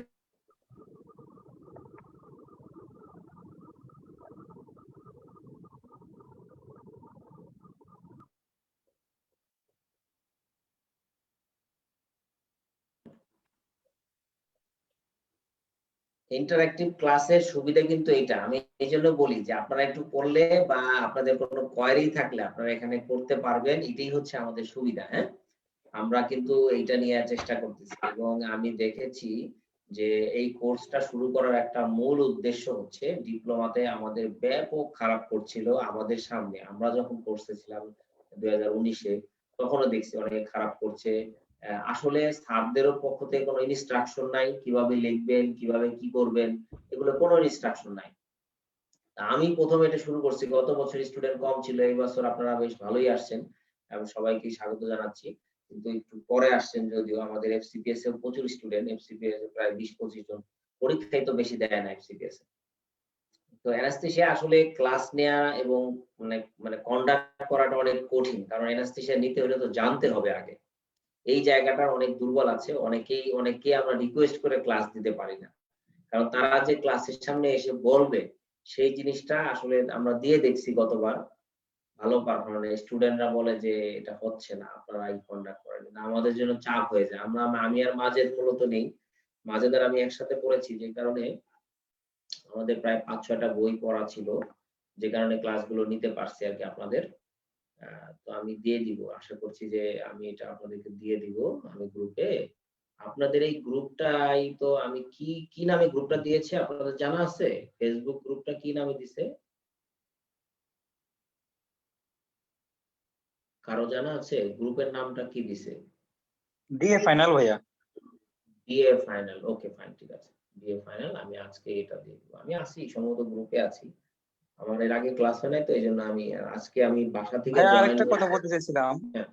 আহ, জি জি। এই আমরা যে আজকে ক্লাসটা নিলাম, যে এইখানে প্রথম যদি আমাদেরকে প্রশ্ন আকারে দেওয়া হয় যে এই প্রশ্নগুলা হইতে পারে এখান থেকে, মানে ওই প্রশ্নটা পরে আমরা ক্লাসটা করলাম, তাইলে আমাদের কনসেন্ট্রেশনটা ওইরকম থাকে আর কি, রিটেন লেখার মতো। হ্যাঁ, ভালো কথা। তো এটা তো আমি প্রথমে যে বিগত বছরের কোশ্চেন গুলো দেখাইলাম, ওই প্যাটার্ন গুলো দেখানোর উদ্দেশ্য কিন্তু ওইটা, জি ভাইয়া। ঠিক আছে? জি। মানে আমি প্রথমে বিগত বছরের কোশ্চেন দেখানোর উদ্দেশ্য হচ্ছে যে এই প্রশ্নগুলো হচ্ছে আমাদের বেসিক, এইটার আশেপাশে কি কি আসতে পারে সেগুলো আমি গেলাম, ঠিক আছে? হ্যাঁ, এটাই আর কি, প্রথম প্রশ্ন আলোচনা করলে হবে ভালো। হ্যাঁ, কিন্তু আমি নিজে নিজে বানায় প্রশ্ন আলোচনা দিলে তো খুব একটা লাভ নাই, কারণ আপনাদের স্যাররা কি প্রশ্ন করে সেটাই না দরকার, ঠিক না? আমি এগুলো আলাদা জি স্যার। করছি, এগুলো কিন্তু বিভিন্ন বছর ঘেটে ঘেটে রিসেন্ট ইয়ার গুলো নিয়ে আসছি, কারণ আগে অনেক আগে প্রশ্ন কিন্তু এগুলোই হইতো, এর চেয়ে আরো বড় অনেক সময় সহজ হইতো, কিন্তু এর চেয়ে কঠিন প্রশ্ন হইতো না। রিসেন্ট বছরগুলোতে বরঞ্চ কোশ্চেন একটু কঠিন আসতেছে অন্যান্য বছরের তুলনায়, ঠিক আছে? তো এটাই একটা ইস্যু। আরো কিছু আছে, আরো অনেক কিছু আসবে, এটা তো শুধু অ্যানাটমি তো গেল, আরো আপনাদের যে ফার্মাকোলজিতে আসবে, ড্রাগসে আসবে, আর অনেক কিছু আমরা এখানে দেখাই দিব। মোটামুটি আপনাদের একটা বেসিক ধারণাটা হয়ে যাবে মোটামুটি। আর পরীক্ষাটা দেওয়ার জন্য আমি বলবো, পরীক্ষাটা দেওয়ার জন্য আমি সবাইকে রিকোয়েস্ট করব, অন্তত মানে যে দূরে থাকবেন সে পরীক্ষা দিয়ে আমাদের মেইলে পাঠাবেন, খাতা দেখে আমরা নাম্বারটা দিয়ে দিব। কিন্তু আপনারা যদি পরীক্ষা না দেন তাহলে কোনো লাভ নাই, পরীক্ষার হলে দেখবেন যে টাইম মেনটেন করতে পারতেছেন না, কিছু মনে নাই। এইটা সবাই ফেস করবে। এবং আমি এই কথাগুলো এর আগেও বলছি, এই যারা এফসিপিএস এর গতবার আমাদের প্রায় 8 জন পাস করছে, আমাদের এখানে প্রায় 12-13 জন ছিল এবং 8 জনই পাস করে গেছে, এবং 8 জনও ভালো মতো পরীক্ষা দেয় নাই, শুধুমাত্র মানে 2টা একটা করে পরীক্ষা দিয়েছে। যে কয়েকজন পরীক্ষা দেয় নাই কেউ পার হইতে পারে, একটাও পরীক্ষা দেয় না, এরকম আছে লোকজন, তারা মানে শুধু শুনেই গেছে, হয়তো ভালো করে শুনছে কিনা তাও জানি না, দেখছে যে আলটিমেটলি কোনো কাজ নেই। এখন আবার তারা আবার আসছে, এসে আবার কিন্তু এই যে সময়টা লস হতো, আমরা তো চাই যে একবারে বের হয়ে যান সবাই। ডিপ্লোমায় এমফ্যাসিস দিতে হবে একবারে এমন ভাবে এমফ্যাসিস দিতে হবে যাতে মানে মিস না হয়। রিটেনে মিস না হইলে ডিপ্লোমায় সাধারণত কিছু মিস হয় না। আর কেস মেস এগুলো তো আমরা সব দেখাই দিব, আপনার রিটেন পাস হয়ে গেলে আমরা লং কেস শর্ট কেস এগুলোর উপর ক্লাস নিব। তো লং কেসে ক্লাস হবে, শর্ট কেসে ক্লাস হবে, অস্কির উপর ক্লাস হবে, ঠিক আছে? সবকিছু হবে, এগুলো সব রিটেনের পরে। কিন্তু আপনি যদি আগে থাকতে রেডি না হন তাহলে তো এগুলো করে লাভ হবে না। এজন্য আপনাকে একটু রেডি হতে হবে। এখন এটা কেবল মার্চ মাস চলতেছে, মার্চ এপ্রিল মে জুন, আপনাকে তো সময় বেশি নাই। এই সময়ের ভেতরে আপনাকে পুরাটা গুছায় নিয়ে আসতে হবে। গুছায় নিয়ে এসে এখন যদি আপনি টেবিলে না বসেন তাহলে তো আপনার পাশের ব্যাপারে আপনার নিজের কনফিডেন্টই তো কমে যাবে, ঠিক না? আমরা কি করতে পারি? এই জন্য নিজের কনফিডেন্টটা আগে বাড়াতে হবে। আমরা এখানে শুধু বলে দিলাম, এইটা বলে দেওয়ার ফাঁকে ফাঁকে আপনাকে তো এই জিনিসটাকে রপ্ত করতে হবে, কিছুটা বইয়ের পাতা একটু উল্টাতে হবে, যে দেখি কি জিনিস ভাইয়া যেটা বলছে যে এটা ঠিক আছে কিনা, নাকি নতুন কোনো কারেকশন আছে। আজকে যে কয়েকটা কারেকশন বলছে ভালো লাগলো, যে আসলে এটা ভালো বলছে, কারেকশন করে দিতে পারেন, এটা বলতে হবে। এটা বললে বোঝা যায় যে না, আপনাদের ইন্টারেকশন ভালো আছে, আপনারা পড়ালেখা করছেন, এটা খেয়াল রাখবেন। আমি এটাই বলছি যে বারবার ডিপ্লোমা এমফ্যাসিস দেওয়াটা খুবই ডিপ্রেশনে পড়ে যাওয়ার মতো অবস্থা আছে। একবারে এমফ্যাসিস দিবেন, পরীক্ষার খাতায় লিখে রাখবেন, আমরা লেখার টেকনিক বলবো, আর অনেক কিছু আছে আপনাকে এমন ভাবে আমরা দিয়ে দিব। এবং এই যে ক্লিনিক্যাল পার্টটা নিয়ে সবাই ব্যস্ত, তো ক্লিনিক্যাল পার্ট আপনাদেরকে এমন ভাবে শিখাই দিব যে খাতায় না মানে লেখা শেষ করতে পারবেন না। কি লিখবেন সেটাই তো বোঝেন না, আপনি লিখেই শেষ করতে পারবেন না। এতটুকু আমরা অন্তত বলতে পারি যে এটা আপনাদেরকে বুঝাই সেটাই দিব। আর এই বিষয়গুলো আপনাদের বেসিকটা একেবারে বেসিক লেভেলে আসে, সুতরাং এই বিষয়গুলো এইভাবে দেখলেই আমার মনে হয় ভালো। বেসিকটাই আসবে, বেশি কঠিন কিছু আসবে না। কোভিড এর পরের পরীক্ষা তো, এটাতে এত কঠিন আসবে না। আমার মনে হয় যে অসুবিধা হবে না ইনশাআল্লাহ। ঠিক আছে, তাহলে আর কারো প্রশ্ন না থাকলে আমরা শেষ করে দেবো ইনশাআল্লাহ। আর ভাইয়া, ক্লাসের একটা কোশ্চেন। এই যে আজকের যে ক্লাসটা হলো, এইটার পরীক্ষা হবে কিনা? হ্যাঁ, আমরা তো সপ্তাহে একটা পরীক্ষা নিব। পরীক্ষাটা শুক্রবারেই হবে। শুক্রবারে? হ্যাঁ, আগের লেকচার এবং এই লেকচার মিলে শুক্রবার পরীক্ষা, দুইটা লেকচার মিলে। ও মানে দুইটা লেকচার একদিনে পরীক্ষা হবে? হ্যাঁ, দুইটা লেকচার পরীক্ষা একদিন, ঠিক আছে? দুইটা লেকচার আচ্ছা, আগের লেকচারের ক্লাস তো হয় নাই ভাইয়া। ওটা নিয়ে নিবে। আমার মনে হয় যে বুধবারে সম্ভবত নিয়ে নিবে। আপনাদেরকে টাইম দিয়েছিল, আপনারা কেউ মন্তব্য করছেন কিনা আমি জানি না। বুধবারে অথবা আমি নিয়ে নিতে বলবো, অবশ্যই বুধ বৃহস্পতিবারের ভিতরে নিয়ে তাহলে নিতে আমাদের বলবো। কি শনিবার আর মঙ্গলবার ক্লাস হচ্ছে? আমি ও কি বলছে মাঝে শনিবারে নিবে, এটা কনফার্ম করছে কিনা আমি জানি না এখনো। গ্রুপে শনিবার বলছে। কথা বলছিল। কনফার্ম করছে না? আচ্ছা, তাহলে ঠিক আছে, শনিবারে, এই শনিবার আর মঙ্গলবার হবে, আর শুক্রবারে পরীক্ষা হবে। হ্যাঁ, শুক্রবারে হ্যাঁ। পরীক্ষা হবে। তাহলে আপনারা এইভাবে পরীক্ষা দিন। আর এর মধ্যে যদি সেই পরীক্ষাটা না নিতে পারে, তাহলে আমি আলাদা প্রশ্ন এটার উপরে করে দিব। শুক্রবারে পরীক্ষা হবে। হ্যাঁ, পরীক্ষাটার উপরে খাতার দিকে আপনারা পরীক্ষা দেন। চেষ্টা করবো ইনশাআল্লাহ যাতে আপনারা পরীক্ষাটা লেখার অভ্যাসটা করেন। পরীক্ষা দেওয়া মানে লেখার অভ্যাস করা, যে পরীক্ষার হলে আপনি কতটুকু পারেন। টাইম মেনটেন করবেন, আমরা খাতা দেখে আপনাদেরকে মার্কস দিব। ঠিক আছে, তবে মানে রিগার্ডিং কোনো কোর্স নিয়ে পরামর্শ বা যদি মনে করেন যে আপনাদের জন্য আরো কিছু করার প্রয়োজন আছে, আপনারা আমাদেরকে বললে আমরা চেষ্টা করবো সেটা করার জন্য। ঠিক আছে, আমরা প্রফেশনাল ডিল করি না, আমি চেষ্টা করি যে আপনাদের এখানে কিছু করা যায় কিনা। কারণ প্রফেশনালি ডিল করে আসলে অ্যানাস্থেশিয়া কোচিং গুলো, কারণ আমাদের জেনেসিস এ অন্যান্য সাবজেক্টে অনেক স্টুডেন্ট, বিশেষ করে মেডিসিনে দেখা যায় একটা ব্যাচে 30 জন 40 জন করে আমরা স্টুডেন্ট নেই। এখানে তো কম পাচ্ছি। প্রফেশনালি আমাদের যেটুকু যাই থাকুক না কেন, আমি দেখছি যে এটা আমি একেবারে হেল্প করার টেন্ডেন্সি নিয়েই তৈরি করছি। যেহেতু আমি এখানে একটা মানে ডিসিশন মেকিং লেভেলে আছি, যে কারণে এটা আমার জন্য একটু সহজ হয়েছে যে অ্যানাস্থেশিয়া এই কোর্সটাকে শুরু করার জন্য। এই জন্যই মূলত আমি মনে করি যে আপনাদের জন্য কিছু করার থাকে আমাকে বলুন, আমি আমাদের এখান থেকে করা আমার জন্য সহজ হবে। ঠিক আছে,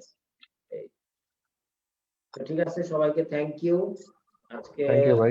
আমরা 8টায় শুরু করলাম, আমরা 8টার মধ্যেই শুরু করবো। হ্যাঁ, 7:30 থেকে 8টা। আসসালামু আলাইকুম ভাই। আসসালামু আলাইকুম ভাই। এটা লাইভে থাকবে, আপনারা লাইভে দেখে নিতে পারবেন যে কোনো সময়। লাইভ চলতেছে, এটা রেকর্ডেড থাকবে। ঠিক আছে, ঠিক আছে, থ্যাংক ইউ।